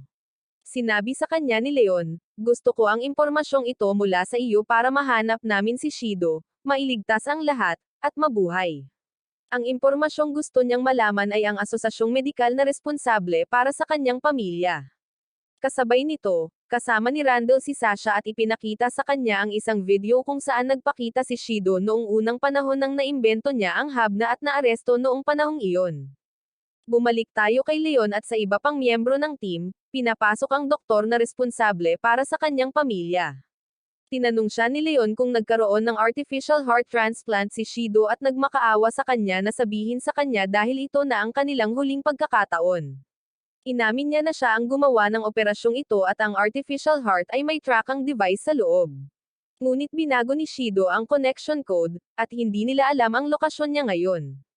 Binigyan ng doktor si Leon ng flash drive na maaaring may kapaki-pakinabang na impormasyon. Bumalik ang team sa kanilang base pagkatapos makuha ang impormasyong gusto nila. Bago sila pumasok, huminto si Leon at sinabi sa kanila na may gusto siyang aminin. Nagtanong si Gilberto, ibig mong sabihin ay ikaw ang especially iya. Nagulat si Leon na alam na nila at humagulgol sa pag-iyak. Sinubukan siyang aliwin ni Gilberto, sinasabi sa kanya, lahat tayo ay may mga sikreto at hindi mo kailangang sabihin kung ayaw mo. Pumasok sila sa base, at natuklasan ni Elina na aktibo pa rin ang puso ni Shido. Sinabi niya sa kanila na mahirap malaman ang lokasyon nito, ngunit may kilala siyang makakarating dito. Kasabay nito, nakikipag-usap si Randall kay Sasha at sinabi sa kanya na may mga eksperimentong ginawa sa mga taong nasa bilangguan na hinatulan ng habang buhay or kasawian, na nangangahulugang isa sa kanila si Gilberto. Matutuklasan ni Elina ang lokasyon ng taong magdadala sa kanila kay Shido, na nasa Pakistan. Iminungkahi ni Douglas na ipaalam sa pulisya, ngunit hiniling ni Elina na pumunta roon mismo. Nag-aalala si Douglas para sa kanya at pumayag lamang sa kondisyon na sasama siya sa kanya. Sinabi ni Sasha kay Gilberto na may mga eksperimentong ginawa sa kanya sa bilangguan bago siya nakatakas, at lahat ng mga sumailalim sa mga eksperimento ay nasawi maliban sa kanya. Nagulat siya na hindi pa siya nasawi. Hiniling ni Sasha sa kanya na dalhin ang doktor na nagbigay sa mga bilanggo ng gamot at gumawa ng mga eksperimento sa kanila. Gumalaw si Gilberto upang dalhin ang doktor na sinabi sa kanya ni Sasha. Habang nasa daan, tinawagan siya ni Sasha at sinabi sa kanya, noong nasa bilangguan ka, nagsagawa sila ng ilang eksperimento sa iyo at pinainom ka ng gamot, na isang maagang pagsubok sa habna. Lahat ng gumamit ng gamot na iyon ay nasawi, ngunit tiyak na hindi mo alam iyon dahil nakatakas ka kaagad pagkatapos ng paglilitis na iyon. Ikaw lang ang hindi nasawi sa mga gumamit ng gamot. Ang tanging taong sangkot sa bagay na ito ay ang doktor na nasa bilangguan at nagbigay sa iyo ng gamot. Tinanong siya ng doktor, naaalala mo ba or hindi? Sumagot siya, syempre, naaalala ko. Hiniling niya sa kanya na tingnan kung buhay pa siya. Nagulat si Gilberto na siya lang ang hindi nasawi. Sina Elena at Douglas ay nasa eroplano papuntang Pakistan upang hanapin si Bob. Tiningnan ni Elena ang pulse areas sa kanyang kamay matapos itong tumunog. Napansin niyang napakataas ng temperatura nito. Nagtanong si Douglas, mayroon bang anumang bagay?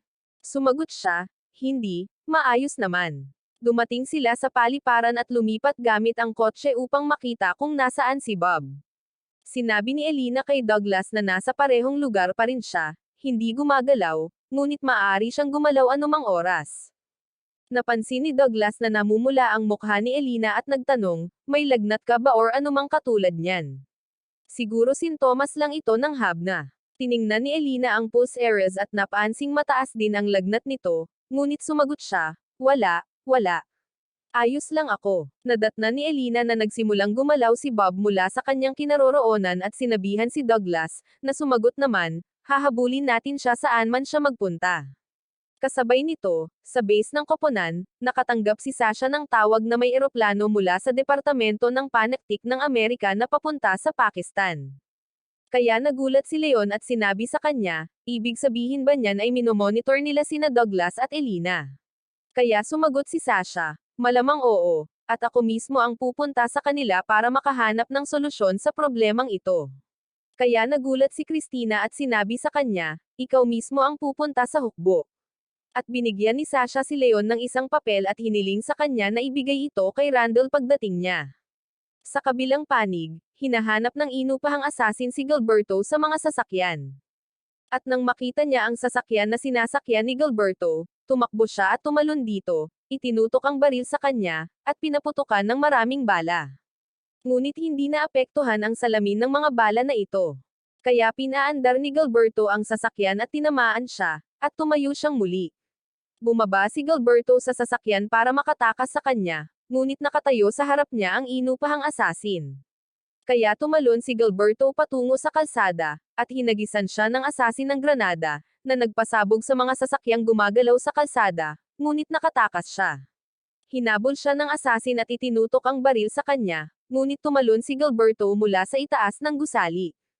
Sa kabilang panig, pumunta si Sasha sa punong tanggapan ng Panaktik ng Amerika upang tingnan ang kaso ng eroplano na nagbantay kina Douglas at Elena. Bumalik tayo kay Gilberto at nalaman nating lumapag siya sa isang gumagalaw na kotse sa kalsada, kumapit dito, at natagpuan natin ang assassin na humabol sa kanya gamit ang isa pang kotse. Nagkaroon ng sagupaan sa pagitan nila. Tumalon si Gilberto at kumapit sa kotse, at hinagisan siya ng assassin ng granada, ngunit nakatakas si Gilberto. Nagkaharap sina Gilberto at ang assassin.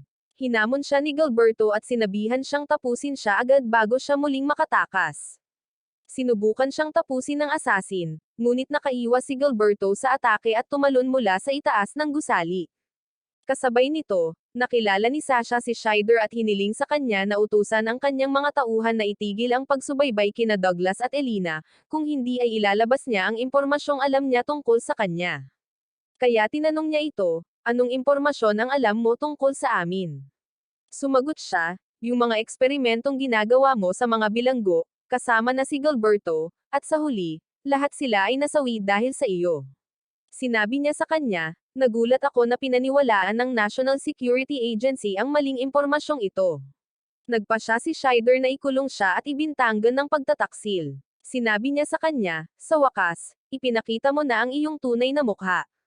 Kasabay nito, pumunta si Randall kay Leon, kinuha sa kanya ang papel na iniwan ni Sasha, at sinabi sa kanila, dahil hindi ako sinasagot ni Sasha, nangangahulugan ito na marahil ay ikinulong nila siya matapos mabaygo ang negosasyon. Bigla, nakatanggap siya ng ulat na maraming pagsabog ang nangyari sa lungsod, at ang mga nasa likod nila ay si Gilberto at ang inupahang asasin. Tiningnan nila ang screen at nakita si Gilberto na nakikipaglaban, at nagtanong si Leon, sino ang kinakalaban niya. Sumagot ang Pangulo, siguro isa itong asasin na ipinadala ng hukbong Amerikano, at ang kanyang titulo ay Ghost Assassin. Narinig ko ang mga chismis tungkol sa kanya na isa siyang maalamat na asasin, at walang nakakita sa kanya, at nabuhay siya. Dinala ni Christina ang kanyang rifle at humingi ng pahintulot sa Pangulo na gamitin ito. Pinayagan niya itong gamitin ang kahit anong gusto niya. Sinabi sa kanila ni Leon, gusto ko ring lumaban. Sumagot si Christina, hindi, manatili kayo rito at protektahan ang lugar dahil lahat ay magtitipon dito sa huli. Sinabi sa kanila ng presidente, ililigtas ko si Sasha at mabilis na pinatakbo ni Christina ang motorsiklo upang iligtas si Gilberto. Sa kabilang panig, sina Douglas at Elena ay papunta kay Bob at biglang napansin ang isang kakaibang kotse na humahabol sa kanila.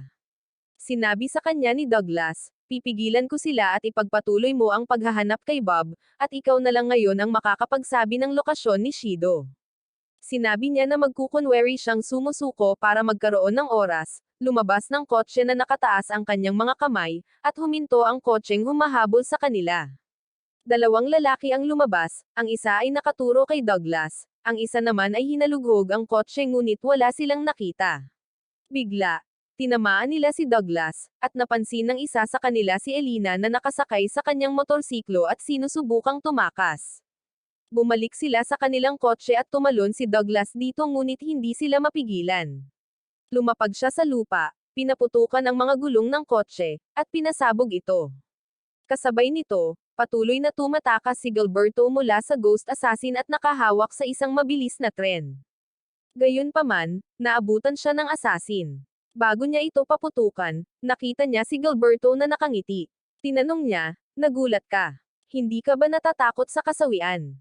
Sumagot si Gilberto, hindi, dahil maraming beses ko nang naramdaman ang pakiramdam na iyon. Binato siya ng asasin ng granada, at sinipa ito pabalik ni Gilberto. Dahil sa epekto ng pagsabog, nabitawan niya ang tren at nahulog. Sa kabilang panig, narating ni Elena ang lugar ng signal. Kakatwa, nakakita siya ng isang dead-end na pader. Bumaba siya sa bisikleta, naghanap ng isang makitid na daanan, at nagulat na ang signal ay nasa harap niya at wala roon. Bigla, isang magarbong kotse ang dumaan sa harap niya. Ipinapalagay niya na ito ay kay Bob. Hinabol niya ito at sinubukang habulin. Mabuti na lang at huminto si Bob upang tingnan kung sino ang humahabol sa kanya. Nang makita niya si Elena, nagulat siya, at nawalan ng malay si Elena dahil sa pagod. Kasabay nito, lumapag si Gilberto sa isang barkong gumagalaw sa tubig. Pagkatapos, ang Ghost Assassin ay lumapag sa parehong barko. Sinabi sa kanya ni Gilberto, mukhang hindi ito matatapos hanggat hindi isa sa atin ang nasasawi. Tumakbo si Gilberto papunta sa kanya, at pumasok sila sa isang napakabilis na sagupaan. Nagawa siyang patumbahin ni Gilberto sa lupa, natapakan ang kanyang kamay, at sinuntok siya ng ilang mabilis na suntok hanggang sa makita ng Ghost Assassin ang kwintas ni Gilberto, naalala ang isang bagay na mahalaga, nakaramdam ng sakit sa kanyang ulo, at nagtanong, ang kwintas na ito ba ay mga pakpak ng Hindan? Hindi naintindihan ni Gilberto ang kanyang tanong. Nakarating sila sa isang daungan sa tubig, kaya tumalon si Gilberto mula sa barko at tumakbo. Nakatayo ang Ghost Assassin habang inaalala ang kanyang mga alaala noong bata pa siya. Dumating si Christina, at bago niya iligtas ang lugar, hinagis ni Gilberto ang isang kutsilyo sa assassin, tinamaan ang kanyang binti, at inihagis ng assassin ang kanyang sibat at tinusok ang katawan ni Gilberto. Nawalan siya ng malay dahil sa dugong ibinuhos niya. Tumayo ang Ghost Assassin at sinabi kay Gilberto, sabihin mo sa akin, pakiusap, pagkatapos maukit ang mga butas sa mukha ng Hindan, ano ang sumunod na nangyari? Pumasok si Christina dala ang kanyang baril at pinaputukan ang Ghost Assassin, ngunit tumalon ito sa tubig upang makatakas. Natagpuan niya si Gilberto na sugatan at walang malay, kaya laking gulat niya. Mabilis siyang dinala ni Christina sa doktor ni Leon at sinabi ng doktor na kritikal ang kondisyon nito. Sa kabilang banda, nagising si Elena matapos siyang mahimatay dahil sa lagnat. Natuwa si Bob na pumunta siya rito para lang makita siya. Sinabi ni Bob ang tunay niyang pangalan, na Lina. Ito ang unang pagkakataon na inamin niya ang tunay niyang pangalan sa isang tao. Sinabi rin ni Elina ang tunay niyang pangalan. Bigla, naalala ni Elina si Douglas, kaya tiningnan niya ang pulse heiress para tingnan kung buhay pa ito. Sa kabilang banda, nagising si Douglas sa isang ospital at may narinig siyang paparating at nagkunwari siyang walang malay. Kasabay nito, nakasakay ang presidente kasama si Liza, isang miyembro ng kanilang organisasyon na responsable sa investigasyon. Hiniling niya rito na imbestigahan ang ghost assassin na kilala bilang Sorium at baka siya ang nasa likod ng mga kapaki-pakinabang na impormasyon. Nagising si Gilberto at tinanong si Christina, "Ikaw ba ang nagligtas sa akin?" Nagulat si Christina na hindi niya maalala at sinabi rito, "Oo." Sinabi niya sa kanya, "Maraming beses akong naharap sa kasawian, pero ito ang unang pagkakataon na may nagligtas sa akin." Tinanong niya siya, "Nasaan ang ghost assassin?" Sinabi niya sa kanya, nakatakas siya matapos malubha ang kanyang pinsala. Pumasok ang doktor at sinabi kay Gilberto na pinakiusapan siya ni Leon na siguraduhing walang makakaalam na nandito siya. Naalala ni Gilberto ang doktor na isasama niya sana at labis siyang nagalit. Sinabihan siya ni Christina na huwag niyang pilitin ang sarili dahil huli na ang lahat. Pumasok si Randall sa bahay ng Pangulo ng Amerika at tinanong siya, "Kumusta ka na ngayon?" Sinabi niya sa kanya, "Kahit na ginamit ko ang Habna, maayos naman ang pakiramdam ko." Sinabi niya sa kanya, "Alam kong dumating ako sa hindi magandang panahon, pero may kahilingan ako." Sumagot siya, "Inasahan ko na iyon." Sinabi niya sa kanya, "Sa totoo lang, mayroon akong dalawang kahilingan, hindi isa. Gusto kong pasukin ang departamento ng panaktik ng hukbo." Nagulat siya at sinabi sa kanya, "Hindi ko pa naririnig noon na may ahensya ng seguridad na umaatake sa hukbo." Sumagot siya, "Alam kong imposible ito sa pangkalahatan, pero isa lang ang dahilan kung bakit namin ginagawa iyon." Naintindihan niya na gusto niyang maging utos ito mula sa Pangulo para maging posible. Sinabi niya sa kanya, "Alam kong matindi ang bagay na ito, pero wala nang ibang paraan para harapin ang krisis na ito." Sumang-ayon siya at sinabi sa kanya, "Siguro ito na ang huling bagay na gagawin ko sa buhay ko." Inalis niya ang kanyang salamin at nagulat ang Pangulo ng organisasyon sa kulay ng kanyang mga mata. Sinabi niya sa kanya, "Bago inilabas sa merkado ang Habna, sumubok ako ng isang tableta noong nasa yugto pa lang ito ng pagsubok. Nangako ang presidente ng organisasyon na huhulihin niya si Shido kahit anong mangyari, at tinanong siya nito, 'Ano pa ang gusto mo?' Sa kabilang panig, nasa headquarters si Leon. Pumasok si Liza kasama si Fihonari at sinabi rito, "Inilabas ko siya sa bilangguan para tulungan tayo." Nagsimulang maghanap si Fihonari ng anumang impormasyon tungkol sa ghost assassin sa pamamagitan ng hakang ngunit wala siyang nakitang impormasyon tungkol sa kanya, tanging mga clip lamang ng kanyang ahente na nagngangalang HQ. Sinabi sa kanila ni Leon, "Siguro walang taong tinatawag na Soryo." Naintindihan ni Liza ang ibig niyang sabihin at sinabihan si Fihonari na simulan ang paghahanap sa kanyang Agent HQ. Kasabay nito, nakaupo si Elina sa kotse kasama si Lina, at pinag-uusapan nila ang mga operasyon sa pag-hack na kanilang ginawa. Tinanong ni Lina si Elina kung bumaba na ang kanyang lagnat. Sumagot si Elina, "Siguro bumaba ang temperatura." Sinabi sa kanya ni Lina, "Mabuti, ibig sabihin ay hindi ito sintomas ng Habna at mukhang hindi ka masasawi na apektado ng Habna." Tanong ni Elina, "May tanong ako, bakit mo tinutulungan si Dr. Shido kahit alam mong gusto niyang sirain ang mundo?" Sumagot si Lina, "Ipinanganak ako sa isang mahirap na isla, at ang mga tao roon ay nagdusa mula sa isang sakit na hindi nila nararamdaman ang anumang sakit. Dumating si Dr. Shido upang magsaliksik tungkol sa amin tungkol sa bagay na ito, at ang isla na aming tinirhan ay malapit ng lumubog. Binili niya ang isla at binigyan kami ng pera na nagpapanatili sa amin na mamuhay ng ligtas sa ibang lugar. Simula noon, nagpasya akong gawin ang lahat para sa lalaking iyon kahit masawi ako. Hindi ko pa rin alam kung ano ang iniisip niya ngayon, pero sa palagay ko ay hindi siya isang masamang tao." Sa kabilang banda, kinausap ni Christina si Gilberto, at tinanong niya ito tungkol sa Hindan. Sinabi niya sa kanya, hindi ko pa naririnig ang tungkol sa isang bagay na tulad niyan dati, at hinanap ang bagay na ito sa internet. May nakasulat na nasawi ang Hindan ng gulat, na may butas ang kanyang mga mata at ilong. Sinabi niya sa kanya, sinabi sa akin ng assassin na ipapakita niya sa akin kung ano ang naging kalagayan ng Hindan. Sinabi niya sa kanya, kung masasawi ka man lang, ibigay mo sa amin ang iyong impormasyon sa pakikipag-ugnayan para hindi ka magdulot ng gulo sa mga taong nagmamahal sa iyo. Sinabi niya sa kanya, wala akong mahalagang taong kailangang makaalam kung masasawi ako. Nagulat siya at sinabi sa kanya, wala kang kamag-anak. Sumagot siya, wala akong kasama. Tinanong niya siya, at kayong dalawa ay katulad ko, di ba? Nanatili siyang tahimik at sinabi niya sa kanya, noong bata pa ako, may mga kaibigan ako, at sila ay parang pamilya ko. Gumawa pa nga kami ng isang gang para mabuhay ng magkasama, ngunit lahat sila ay nasawi. Hindi ko matandaan na may pamilya or kapatid ako.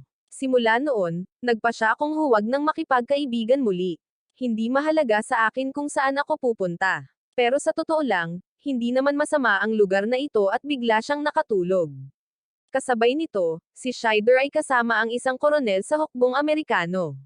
At pinagalitan niya ito dahil sa pagkuha ng isang mahinang assassin na hindi kayang tapusin si Gilberto, at dahil din sa pagkulong kay Sasha nang malaman nitong nagpadala ito ng mga puwersa sa Pakistan para hulihin sina Elena at Douglas. Tinanong niya ito, paano mo haharapin ang sitwasyon? Kaya sumagot si Scheider, nalaman kong ang kanilang layunin ay hindi lamang ang paghuli kay Shido. Natuklasan kung sinusubukan nilang tuklasin ang ating mga lihim na impormasyon, at ngayon ay nasa isang digmaan tayo. Tinawag ni Scheider ang Ghost Assassin, at sinabi sa kanya ng koronel, alam mo ba ang ginawa mo? Kinuha ka namin para tapusin siya ng tahimik nang walang nakakaalam. Galit siyang sumagot, tumahimik ka. Hindi na ito tungkol sa iyong kahilingan. Magpahinga ka at tatapusin ko siya kahit ano paman. Sinabi sa kanya ng koronel, teka, ano sa tingin mo kami? Kaya sumagot siya, gusto mong tapusin ang mga natitira sa bilangguan, di ba? At bigla siyang nakaramdam ng sakit at tinapos ang tawag. Sinabi ng koronel kay Scheider, nabaliw siya, at hindi natin alam kung kailan siya maglalabas ng impormasyon. Ikaw ang dahilan nito, at kaya kita tatanggalin ngayon. Kasabay nito, nagawa ni Elena na kumbensihin si Lina na tulungan siya. Binuksan niya ang kanyang computer at sinabi kay Elena, pagkatapos gawin ni Dr. Shido ang artificial na operasyon sa puso, ibinigay niya sa akin ang kanyang lokasyon. Sa tingin ko ay wala ng problema ngayon na sinabi ko na, dahil siya mismo ang nagsabing hanapin mo ako. Sa katunayan, natagpuan niya siya, at nagulat si Elena na nasa lungsod siya ng Babylonia, malapit sa kanilang punong himpilan. Sa kabilang panig, tinawagan ni Liza si Christina at tinanong siya, nakita mo ba ang mukha ng assassin na lumaban kay Gilberto? Sumagot siya, oo. Hiniling ni Liza sa kanya na lumapit upang makita niya ang mga larawang nakuha nila at sabihin sa kanila kung sino siya. Kasabay nito, pinaslang ni Scheider ang koronel, at mabilis na pumasok ang mga sundalo upang tingnan kung ano ang nangyari. Sinabi niya sa kanila, pinaplano ng koronel ang pagtataksil, at malapit na akong mapaslang. Dumating si Christina sa punong himpilan at nagulat na naroon si Fihonari. Sinabi ni Liza sa kanya, ipapaliwanag ko mamaya. Ipinakita nila sa kanya ang isang larawan at tinanong, ito ba ang assassin? Sumagot siya, oo. Sinabi sa kanila ni Liza, tulad ng inaasahan ko, wala talagang HQ, dahil siya mismo ay si Scheider. Tila, mayroon siyang split personality. Sinabi sa kanila ni Christina, hindi ko alam kung may kaugnayan ito or wala. Ngunit sinabi ni Gilberto na ang assassin na ito ay nagsalita tungkol sa Hindan, kaya nagulat si Liza at nagtanong, ang taong ito ay mula sa proyektong Hindan. Kasabay nito, dumating ang ilang assassin sa ospital kung saan naroon si Douglas. Pinaputukan nila ang kama na dapat sana ay kanya, ngunit hindi nila siya natagpuan. Nagsimula silang maghanap, at nagtatago si Douglas, naghihintay ng pagkakataong atakihin sila.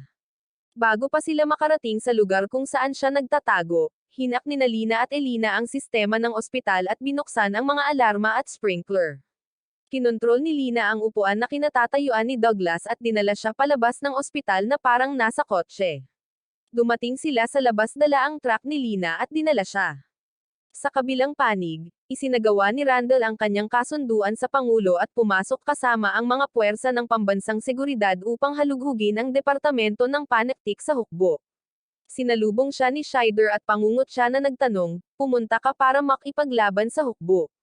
Tinanong siya ni Randall tungkol sa koronel at sinabi sa kanya, palalayain mo rin si Sasha. Sarkastiko na tanong ni Scheider, pumunta ka para makipagdigma sa amin para dyan ganoon ba siya kahalaga? Galit na sagot ni Randall, kung hindi mo siya isusuko, ako mismo ang kukuha sa kanya. Tumawa si Scheider at nagtanong, ano ang makukuha natin bilang kapalit? Sumagot si Randall, tumigil ka na sa pagiging talunan, wala kang makukuha. Sinabi ni Elina kina Christina at Leon na napakalapit ni Shido sa kanilang punong himpilan. Sinabi niya sa kanya, pero napakalaki ng lugar, at wala tayong oras para maghanap. Nagtanong si Douglas tungkol kay Gilberto para matulungan sila ni Gilberto. Sinabi niya sa kanya, hindi natin maaaring hayaang lumipat si Gilberto ngayon. Sinabi niya sa kanya, sige, kakausapin natin si Gilberto mismo. Sumama siya kina Elina at Lina sa istasyon para sumakay ng tren at bumalik sa kanilang lungsod. Nagpaalam si Lina kay Elina at sinabing, hindi ako makakasama sa iyo, ngunit binigyan niya ito ng telepono na tanging sa kanya lang nakakakonekta. Bago siya umalis, niyakap niya ito at sinabing, ikaw ang mananatili kong karibal at matalik kong kaibigan magpakailanman. Kasabay nito, sinabi ni Randall kay Scheider, nilalabag ng inyong intelligence division ang mga batas, palihim na bumuo ng mga biological weapon, at kinuha ang pananaliksik ni Shido at ginawa itong nakakasawi na lason. Nang sinubukan niyang ilabas ang inyong plano, inatake ninyo siya. Sa inyong pakikipaglaban sa mga pulis na nakakaalam ng nangyari, kumalat sa ere ang biological weapon, at maraming tao ang nahawa nito. Noon, ginawa ninyong dahilan na ito ay isang pag-atake ng tulisan at lumapit si Randall at inaresto si Scheider. Tumanggi si Scheider at sinabi sa kanya, lahat ng bansa ay gumagawa ng mga biological weapon, at ang ating bansa ay naging lubhang nahuhuli kumpara sa kanila. Sino ang magbabayad para sa kahinaang iyon sa iyong palagay? Sumagot si Randall, hindi iyon ang bagay na iyong pagpapasyahan. Sabi ni Scheider, isipin mo kung ang isa sa mga bansang iyon ay gumamit ng kanilang biological weapon sa amin. Pagkatapos ay alinman sa tumugon kami pabalik at magpasalamat ang mga tao sa amin, or hindi kami makakasagot at masasawi kaming lahat. Sinabihan siya ni Randall na itabi muna ang usapan para sa paglilitis. Sumagot si Scheider, pagkatapos ay suriin muna ang iyong ebidensya kung ito ay buhay pa or sawi na, ibig sabihin ay si Gilberto. Sabi ni Fihonari, nakakita ako ng impormasyon tungkol sa sikretong programa ng Hindan, pero ang problema ay ang pag-access dito, kailangan ko ng pag-aproba ng presidente. Sinabi ni Liza sa kanya, hindi pa natin ito makukuha ngayon.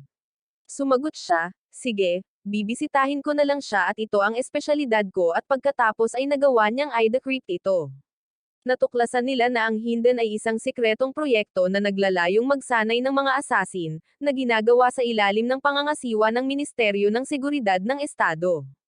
Tinuruan ng mga bata na balewalain ng lubusan ang kanilang mga damdamin at pagkatao upang gawin silang mga halimaw. Ang mga taong iyon ay kahawig ng isang maalamat na nilalang na walang mukha mula sa mga alamat ng Chino na tinatawag na Hindan. Isa sa mga sinanay na asasin ang pumaslang sa lahat ng iba pang mga estudyante at sa instructor at nawala. Pumasok si Randall kay Sasha at sinabi sa kanya, ipapaliwanag ko ang lahat mamaya. Nahanap namin ang lokasyon ni Shido at dapat kang pumunta doon kaagad. Kinuha niya ang kanyang sasakyan, at sinabi sa kanya ni Elina, sigurado kaming si Shido ay nasa lugar ng mga walang tirahan, ngunit napakalaki ng lugar. Sumagot si Sasha, mahilig siya sa mga halaman ngunit hindi sapat na ebidensya iyon. Nag-isip sandali si Leon, naalala ang bulaklak na nakita niya sa bahay ni Belinda, at nakita niya ito sa bahay ni Shido nang halughugin niya ito kasama si Christina. Sinabi niya sa kanila, pakiramdam ko ay may narating ako. Tumawag si Christina mula sa doktor, na nagsabing nakatakas si Gilberto. Nagtanong ang doktor, wala ba siyang sinabi bago siya nakatakas? Sumagot ang doktor, may natanggap siyang mensahe, tila, at ito ang nagtulak sa kanya na umalis. Sinabi ni Christina kay Leon, maghintay ka hanggang sa dumating si Sasha at sumama ka sa kanya papunta kay Shido at pupuntahan ko si Gilberto. Nasa bubong ng isang gusali si Gilberto. Natagpuan niya si Suryo, ang asasin. Lumapit si Suryo kay Gilberto at galit na sinabing, hindi kita maaaring hayaang mabuhay.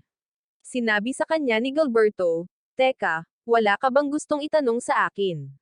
Sinabi niya sa kanya, "Hindan," at pagkatapos ay inatake siya, inihagis, at tumalon sa kanya pagkatapos. Naiwasan ni Gilberto ang kanyang atake at ang kanyang mga pinsala ay nagpagalaw at nagpahirap sa kanya na lumaban.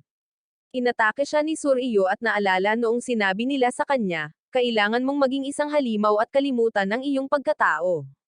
Nakaramdam siya ng matinding sakit sa kanyang ulo, nagalit ng husto, at itinali si Gilberto gamit ang lubid. Pinaluhod siya ni Gilberto, at nag-away sila, parehong nakatali gamit ang lubid. Hinayla siya ni Suryo at inihampas sa bakal. Mas lalong nakaramdam ng sakit si Suryo at naalala ang kanyang instruktor noong siya ay naghihingalo, na nagsabi sa kanya, "Ikaw ang obra maestra ng proyektong ito, at walang makakakontrol sa iyo pagkatapos nito dahil makakalimutan mo ang lahat." Nang pamitik ang kanyang mga daliri, nawalan siya ng memorya. Dumating ang isang helikopter mula sa Intelligence Division at pinaputukan siya. Iniwan niya si Gilberto at tumakbo palayo. May dala siyang kanyon, kinuha ito, at pinaputukan ang helikopter upang pabagsakin ito, ngunit tumama ito sa gusali. Nasa bubong sila, nawasak ang buong gusali at bumagsak. Nakatakas sina Gilberto at Suryo at hindi namatay. Papunta si Christina kay Gilberto upang iligtas siya. Naupo si Gilberto sa tabi ni Suryo, na nasa ilalim ng mga guho. Bago sana masawi si Gilberto, sinabi sa kanya ni Suryo, matapos nilang batasan ang mukha ng Hindan, namatay siya. Tanong ni Suryo, tama. Naalala ko pero hindi na ako halimaw, di ba? At pagkatapos ay nasawi. Dumating si Christina pagkatapos ng lahat at tinanong siya, "Ayos ka lang ba?" Sabi niya sa kanya, "Sakto lang," at sumagot siya, "Kung gayon kunin natin si Shido." Kinausap ni Elena si Randall at sinabi sa kanya na may sakit siya ngunit ngayon ay mas maayos na. Iniisip pa rin niya kung paano siya gumaling ng ganito at gusto niyang malaman ang dahilan. Ikinwento niya sa kanya ang tungkol kay Shido nang arestuhin siya sa istasyon ng Intelligence Division ng Hukbo, dahil tinutulan nito ang ideya ng paggawa ng biological weapon at nagpas siyang ilabas ang ebidensya sa Europa. Noon, may labanan sa pagitan ng gobyerno ng paliparan at ng Hukbo. Habang nagaganap ang putukan, tinamaan ng bala ang bag ni Shido, kaya may lumabas na lason mula rito, at maraming tao ang nasawi dahil dito. Sinabi niya sa kanila, "Kayong 5 ay nasa iisang lugar, ngunit kayo lang ang hindi nasawi. Iyon ay dahil ang inyong mga katawan ay bumuo ng resistensya laban sa lason." Naisip ni Shido noong panahong iyon na ilabas ang pagkakaroon ng gamot sa mundo nang hindi siya kinakalaban. Ngayon, ang gamot na iyon ay umiiral na sa loob ng mga katawan ng tao tulad ng Habna.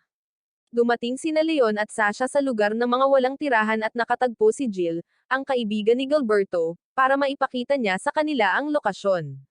Sinabi sa kanya ni Leon, "May ideya ako. Noong nasa bahay ako ni Shido at kay Belinda, nakakita ako ng isang napakabihirang bulaklak." Ipinakita niya kay Sasha ang larawan ng bulaklak na tinutukoy niya. Agad na alam ng babae ang lokasyon nito sa lugar ng mga walang tirahan at sinabi sa kanila, "Sumama kayo sa akin." Sa daan, sinabi niya sa kanila, noong unang beses na pumunta rito si Shido, may hawak siyang paso ng mga halaman, at mahina ang kanyang paningin. Dumating sina Gilberto at Christina at nakita siya ng pulis na sumalubong sa kanya noong tumatakas siya sa bilangguan, itinutok ang baril sa kanya. Bago binunot ni Christina ang kanyang sandata, sumagot si Gilberto, "Walang oras para sa usapang ito. Nasa loob si Shido, at pupunta kami para kumuha ng gamot mula sa kanya. Maghanap din kasama namin at nasa inyong mga kamay ang kapalaran ng sangkatauhan." Iniwan niya sila at naghanap, at bahagyang natawa si Gilberto. Dumating sina Douglas at Elena, at biglang naalala ni Douglas noong tinatanong niya ang mga walang tirahan tungkol kay Shido at may isang lalaking nakabalat kayo sa tabi niya ngunit may parehong buhok ni Shido. Dumating sina Sasha at Leon, at lumapit si Sasha kay Shido at itinutok ang baril nito sa kanya. Nakilala agad siya ni Shido mula sa boses nito at sinabi sa kanya, "Gusto kitang makita, pero nawalan na ako ng paningin." Tinanong niya, "Bakit hindi mo ininom ang gamot ng Habna para mailigtas ang mga mata mo? Balak mo bang panagutan at magpakasawi? Tiyak na hindi lohikal ang buhay ng isang tao kumpara sa lahat ng sangkatauhan." Sinabi sa kanya ni Shido, "Tama ka, natalo ako sa laro, at gaya ng ipinangako ko, ibibigay ko sa iyo ang recipe ng gamot. Kumuha siya ng papel, isinulat ito at ibinigay sa kanya. Tinanong niya, bakit ka biglang nawala nang walang sinasabi? Sinabi niya sa kanya, dahil hindi kita maisama. Sumagot siya, pero gusto kong sumama sa iyo. Sinabi niya sa kanya, noong panahong iyon nasawi na ang puso ko, at naalala at ikinwento sa kanya ang araw na naglalakbay siya patungong Europa para ibunyag ang isyu ng biological weapon ng hukbo. Doon niya nakilala ang isang bata at nakipagbiruan dito. Pagkatapos ay umatake ang hukbo, nakialam ang gobyerno, at pinasabog ang kanyang bag. Lumabas ang lason mula rito, at nang magising siya, natagpuan niya ang batang sawi sa harap niya. Sinabi niya sa kanya, noong panahong iyon, pinagdudahan ko ang kahalagahan ng sangkatauhan at kung karapat-dapat ba silang mabuhay, at marahil ay ayaw kong makita mo ang panig kong iyon. Inalaw siya ng babae at sinabi sa kanya, hindi mali ka. Mananatili ka sa aking paningin habang buhay bilang Shido na kilala ko. Lumapit si Gilberto sa kanya at nagtanong. Nakilala ni Shido mula sa kanyang boses na siya ang taong nagsalita sa kamera na nasa bahay ni Belinda. Nagtanong si Gilberto, masaya ka ba na natagpuan ka namin, or hinihiling mo na lang na masawi ang lahat ng sangkatauhan? Sumagot si Shido, paano mo nakikita ang mundong ito? Sumagot si Gilberto, bagamat ito ay isang baliw na mundo, hindi ko ito kailanman iiwan. Nanginag at umiyak si Sasha. Bigla, narinig nila ang papalapit na mga pulis at lahat sila ay nakatutok ang kanilang mga armas kay Sasha, at sinabi sa kanya ni Gilberto, tatapusin nila tayo dahil alam natin ang napakaraming lihim na impormasyon, di ba? Sinabi sa kanya ni Elena, sinabi sa amin ni Leon ang lahat. Sumagot siya, oo, ito ang mga order na natanggap namin. Pumasok si Randall at sinabi sa kanila, ngunit naglabas ng utos ang Pangulo kanina, at binuksan niya ang mga pulse areas sa kanilang mga kamay. Nagpatuloy siya, kayong mga miyembro ng Lazarus ay matapang na lumaban at inilagay ang inyong mga sarili sa panganib upang maabot si Shido at pinigilan din ang hukbo sa paggawa ng mga biolohikal na armas, at dahil dyan, makukuha ninyo ang inyong kalayaan, at lahat ng inyong mga kriminal na record ay mabubura.